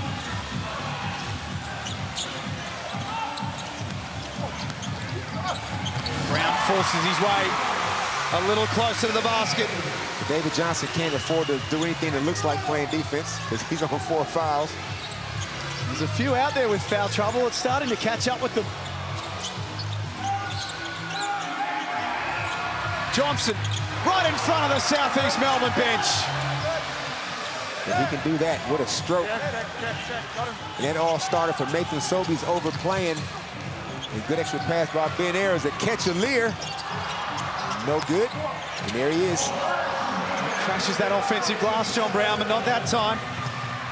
Hamilton downhill. He will go to the line to shoot 2. As they continue to chirp away at each other, these two. Kelsey Brown courtside. Such an unlikely rivalry, but I just want to give you a little tidbit. It's Princes Street, the main street of Gippsland. I'm staying there tonight. Well, a bit more of a tidbit for your knowledge. We're not great on geography on this panel on a Wednesday night. We are aware that Gippsland is a region as well, right? Gippsland is a region. Traralgon is the biggest town in Gippsland. Sale's part of it. Moa, you mentioned. It is a massive region in Victoria. You're looking at me, Damon. It's not a town. My man knows Flint, Michigan, and that's it. Thanks, Professor Pete. Every day's a school day. All good. Keep going. This lead swells out to 7, which doesn't sound like a lot, but considering that Tasmania's biggest lead of the game has been 9, likewise Southeast Melbourne's, it does mean something. A catch of Lear. They are persevering with this trapping over half court. Do you like it? I didn't initially like it because it gives up 3s, but if the Phoenix can't make them, I guess you keep doing it. Magnay bowls one over in the process, and he's fouled. Where's Awundu, gets him over the back. 25!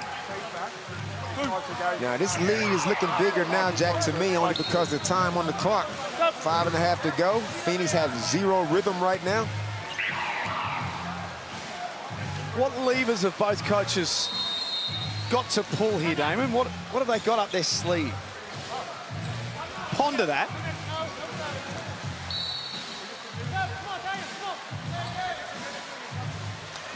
That's long enough. That's enough ponder. I feel like foul discipline. Now, right now, both teams have a foul to give before they shoot free throws. The Tasmania JackJumpers are running more efficient offense. And right now, this is the fire that Phoenix plays with. If the 3 balls are going in, things are looking good. But if they're not going in, what is plan B for the Southeast Melbourne Phoenix? And right now, I don't see a plan B. Normally, they run teams off their legs, but right now, Tassie is right there with them in that regard.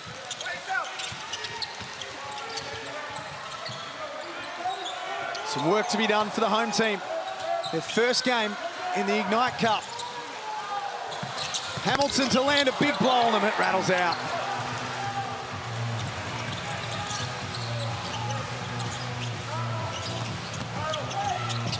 Maldonado takes a bump from Magnay. Only Will's 2nd foul, but it's their 4th team foul. And this is both the Tasmania JackJumpers. Right now, Will just got to do a better job of getting in position. He's already playing in a drop coverage. There's no need to crowd him like that. Brown, Hunter, Glover, Maldonado, Awundu. Out there for Southeast Melbourne, Hamilton, Marshall, Campbell, Magnay, Bannon. 5 in action for the JackJumpers. Here's Maldonado, denied by Magnay. Stalked him all the way to the basket and sends him packing. And then, how do I shoot that? And Hunter Maldonado is trying to get on the rim because he realizes then the next foul sends him to the free throw line, but you're taking your basketball life in your own hands, challenging Will Magnay at the rim. 4 minutes and 50 remain. JackJumpers have been a long way off the mark. It's a much better outing from them tonight. That doesn't stick from Bannon.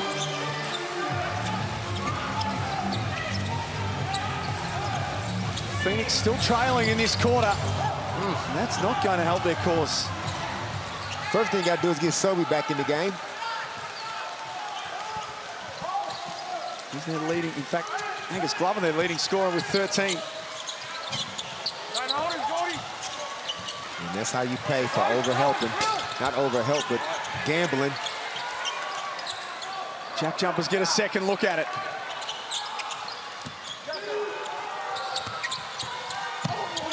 Magnay lost the handle. Bannon, I should say, lost the handle. Turnover, Tasmania. Just their 7th of the night, but they give the ball back to the Phoenix, who are 8 points in arrear.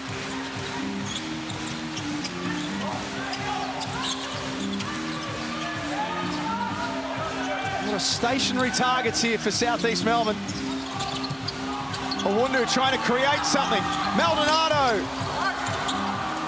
No good. That's 0 for 3 for Hunter Maldonado, and I saw him hesitate on a few shots prior to that. We've gone the best part of 2 minutes here without a bucket. The JackJumpers have wiped some time off the clock and maintained their lead. And Jordy just checked out. Hunter fouls out. That'll be 5. And that was a shot that Scott Roth wouldn't have liked Tiger Campbell taking. A tough contested mid-range shot with nobody touching the ball. But lucky for them, they caught Jordy Hunter out of position in a sloppy foul to check out of the game. Not much you can argue with there. Had Josh Bannon in a wrist lock.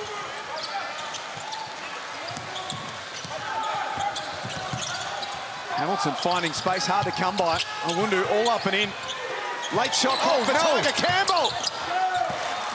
Angus Glover lost his footing. Sobey back on the floor. If that's all the Phoenix are relying on, they're just not going to win. You're just not going to win this game. 24% from long range tonight. Hamilton off the window. Double-digit lead for Tasmania.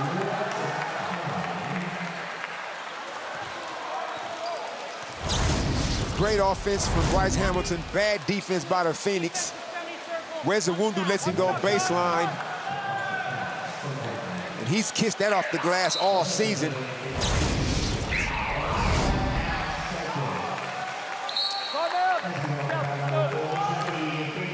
Timeout, Phoenix. They are running out of time. It's the JackJumpers who lead by 10.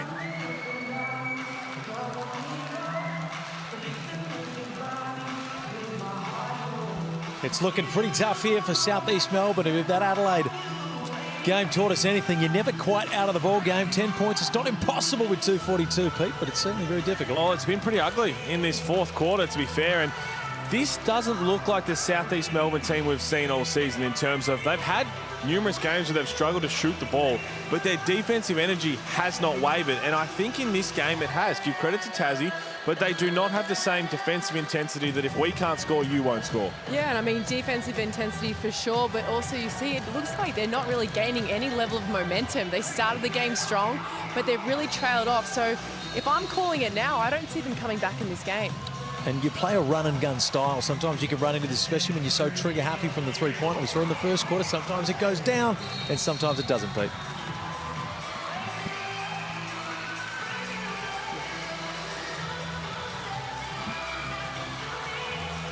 Well, it is Ignite Cup action. Let's check the quarter-by-quarter scores there.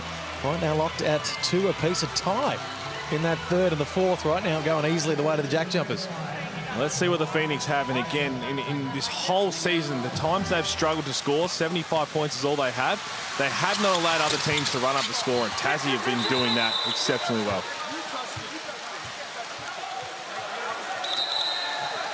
Now, who touched this last? No, you're good, you're good, you're good. Josh King's animated. I mean, that's nothing new. Either way. Thank you. If Tassie touched it, it's 1. And if Southeast Melbourne Phoenix touched it, it's 2. So either way, I would be making a big deal about that one. Yes. Yes. 1. Let's go. Let's go. 1 count. Yeah, let's go. Ball's within the cylinder. Here we go. 1 point. But we reviewed the change in status. He's allowed to touch the ball. So confirmation 1 point for Tasmania. The number that matters most is 11. That's their lead. 2.5 minutes remaining. Sobey on the run. Got it! Just individual brilliance. Oh, wait, did they call this on the floor? 11. Turns the shoulder angle. They have called it on the floor. That's a continuation all day, every day. He didn't put the ball back down. He took the bump, then dribble again. That should be an and one. Sobey was furious. Look at this, Jack. There's the foul. Absolutely. And now he goes up and shoots it. What the hell is going on in Gippsland? Answer that, Pete. What the hell is going on? Unfortunately, it's a massive region, so I couldn't quite tell you. But in terms of Tarragona specifically, there's been some bad calls. And Sobey doesn't cash in on the first. Goes 1 or 2. You've spoken about this, Damon, that they can reel in deficits, but 2.5 minutes left, down 10. They're going to have to be almost perfect from here. And they can't foul. And the way they like to play defense, you got to figure they're going to get at least give a couple fouls away. JackJumpers can absorb all of the time. Good D from Aaliyah. They can tick that box and get the ball back.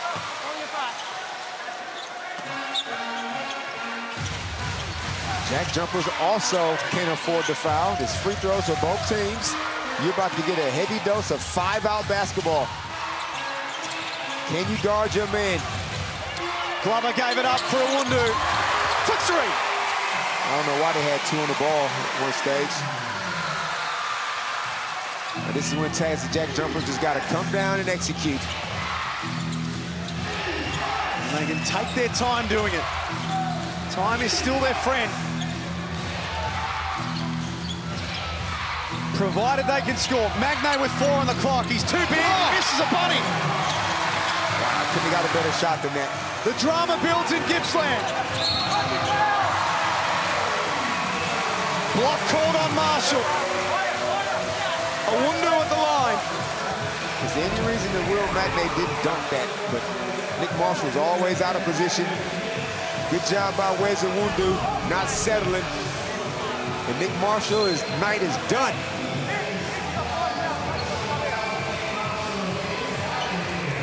It's been a good contribution from Nick Marshall. 12 points, 7 rebounds. But he won't be there at the end. I get the feeling we haven't seen the last guy foul out in these 94 seconds.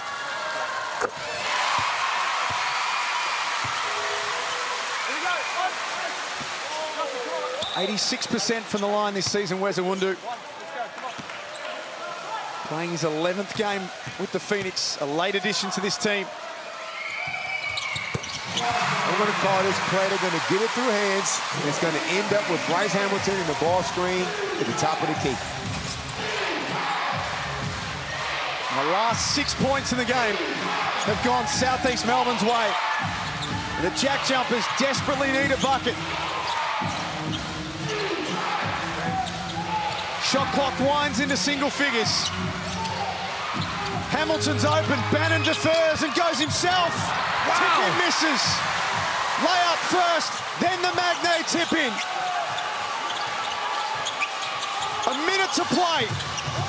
Sobey for Glover. That's a tough shot. He grabbed it in his ankles. That would have been enormous. He had to do a full squat to get the ball and then shoot it. Now here comes the foul. Here comes the foul. He's trying to foul Tiger Campbell. Eventually he does. That is a classic frustration foul. Angus is annoyed that he didn't get the call. I didn't see it. Probably more annoyed that he got a Yorker thrown to him from Nathan Sobey. Pick it up at the ankles. But you can't give up this foul. Well, he's frustrated with it. He wanted an 8-second call. Halfway line, I tell you what, Palmy and Hotel Tarragona going to be going off. Is that where it's at later on tonight, is it, Pete? Wednesday nights. Oh, right. A few establishments stay open a bit later than usual on Wednesday. It's good news for Kelsey. Tazzy out, letting them hang around. Missed layups, missed foul shots. But you would think 6-point lead. It's hard to lose from here. Phoenix need to score from this possession. Sobey went early. That should do it. Don't need a quick shot. Tasmania just need to think their way through this situation. They've managed to burn a lot of time off the clock. Campbell to finish it off. That's long.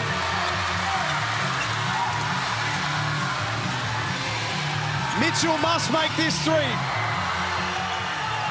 What a win this is going to be for Tasmania. Magnay on the line to finish it off. Down 9 at quarter time. Since then, the JackJumpers have been the better team. They have. They played better defense. Southeast Melbourne Phoenix offense completely dried up, solely relying on individual brilliance. They took 37 threes, which isn't uncharacteristic of them, but when you're only making 9, shooting 24%, how else are you going to score? And then when you couple that, Jack, with the foul trouble they got in, this will be JackJumpers' 34th foul shot. It's a recipe for an L.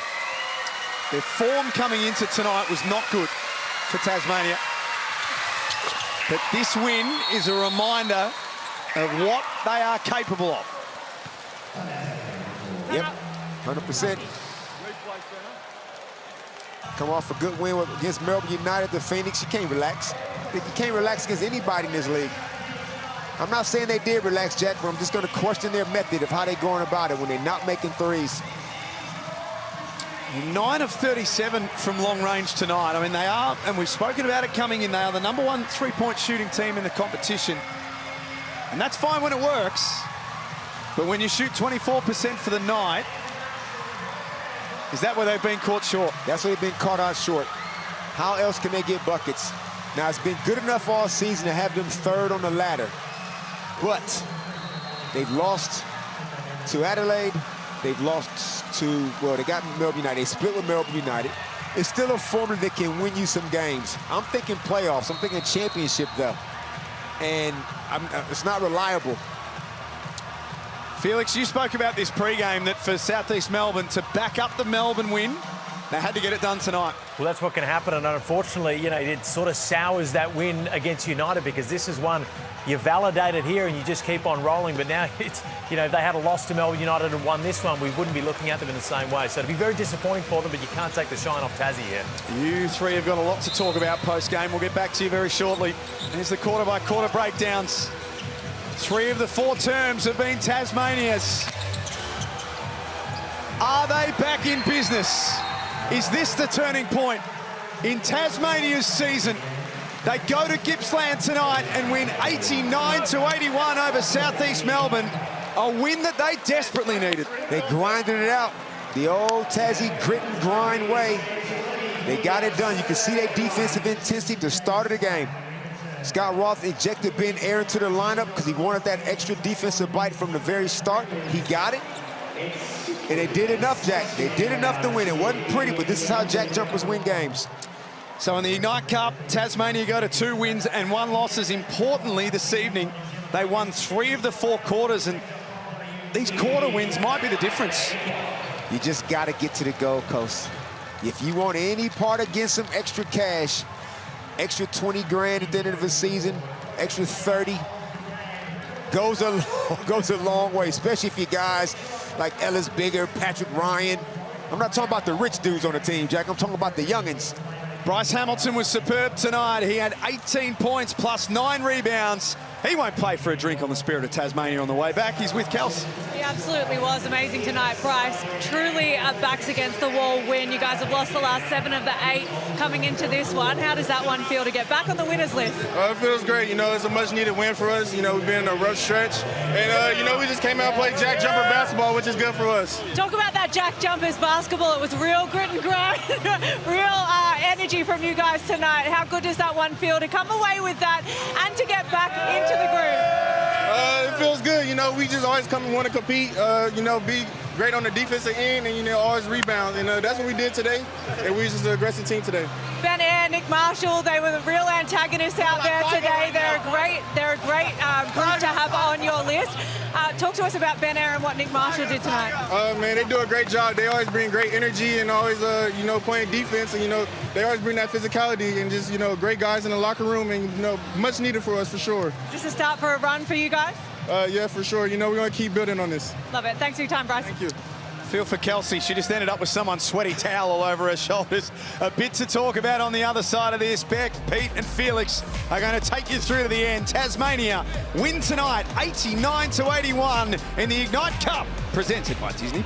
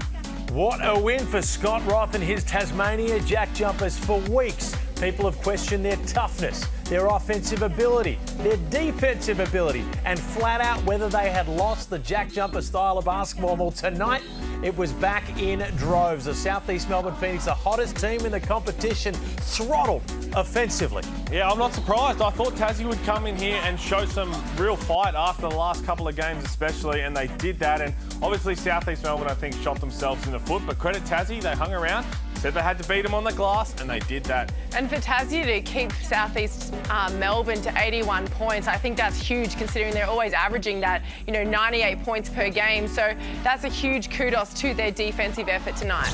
And Jack mentioned it, the win over Melbourne United for Southeast Melbourne, and then you come in here and you drop a game to a team who was struggling before this. Josh King will certainly have some words post-game. But let's have a look at the Ignite Cup ladder, because it is quarter-by-quarter scoring, and you have a look at that Tasmania. That's a very, very crucial win and 3 very crucial quarters. Yeah, it gives them a chance. Again, I think Perth in a box seat.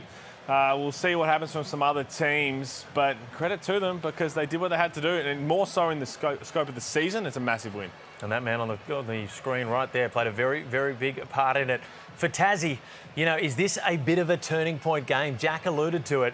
these sort of wins, when you're really getting, the media's out to get you, the fans is questioning stuff, and you come out and play your old school style of basketball, it's going to be very important. Definitely, and it comes to the culture that they always talk about as well in Tassie, where you're staying together, you don't listen to the outside noise. But I really do hope that getting this win is a bit of a momentum giver to them, because they've desperately needed it, and it's incredible what desperation does, I guess, when it comes to winning games. Well, it's what we've known of the Tasmania JackJumpers, the Scott Roth coach team, for so long, and their supporters will be stoked to have it back. What a game it was in Gippsland. We know one thing: when the NBL heads to regional Victoria, it is always a game to witness. South East Melbourne losing to the Tassie JackJumpers.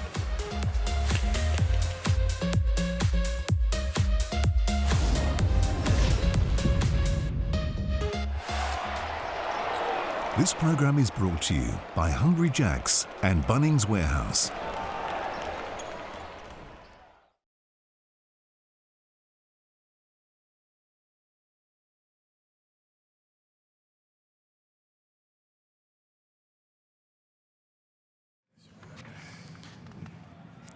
Do you mind just chucking that one in front of you, mate?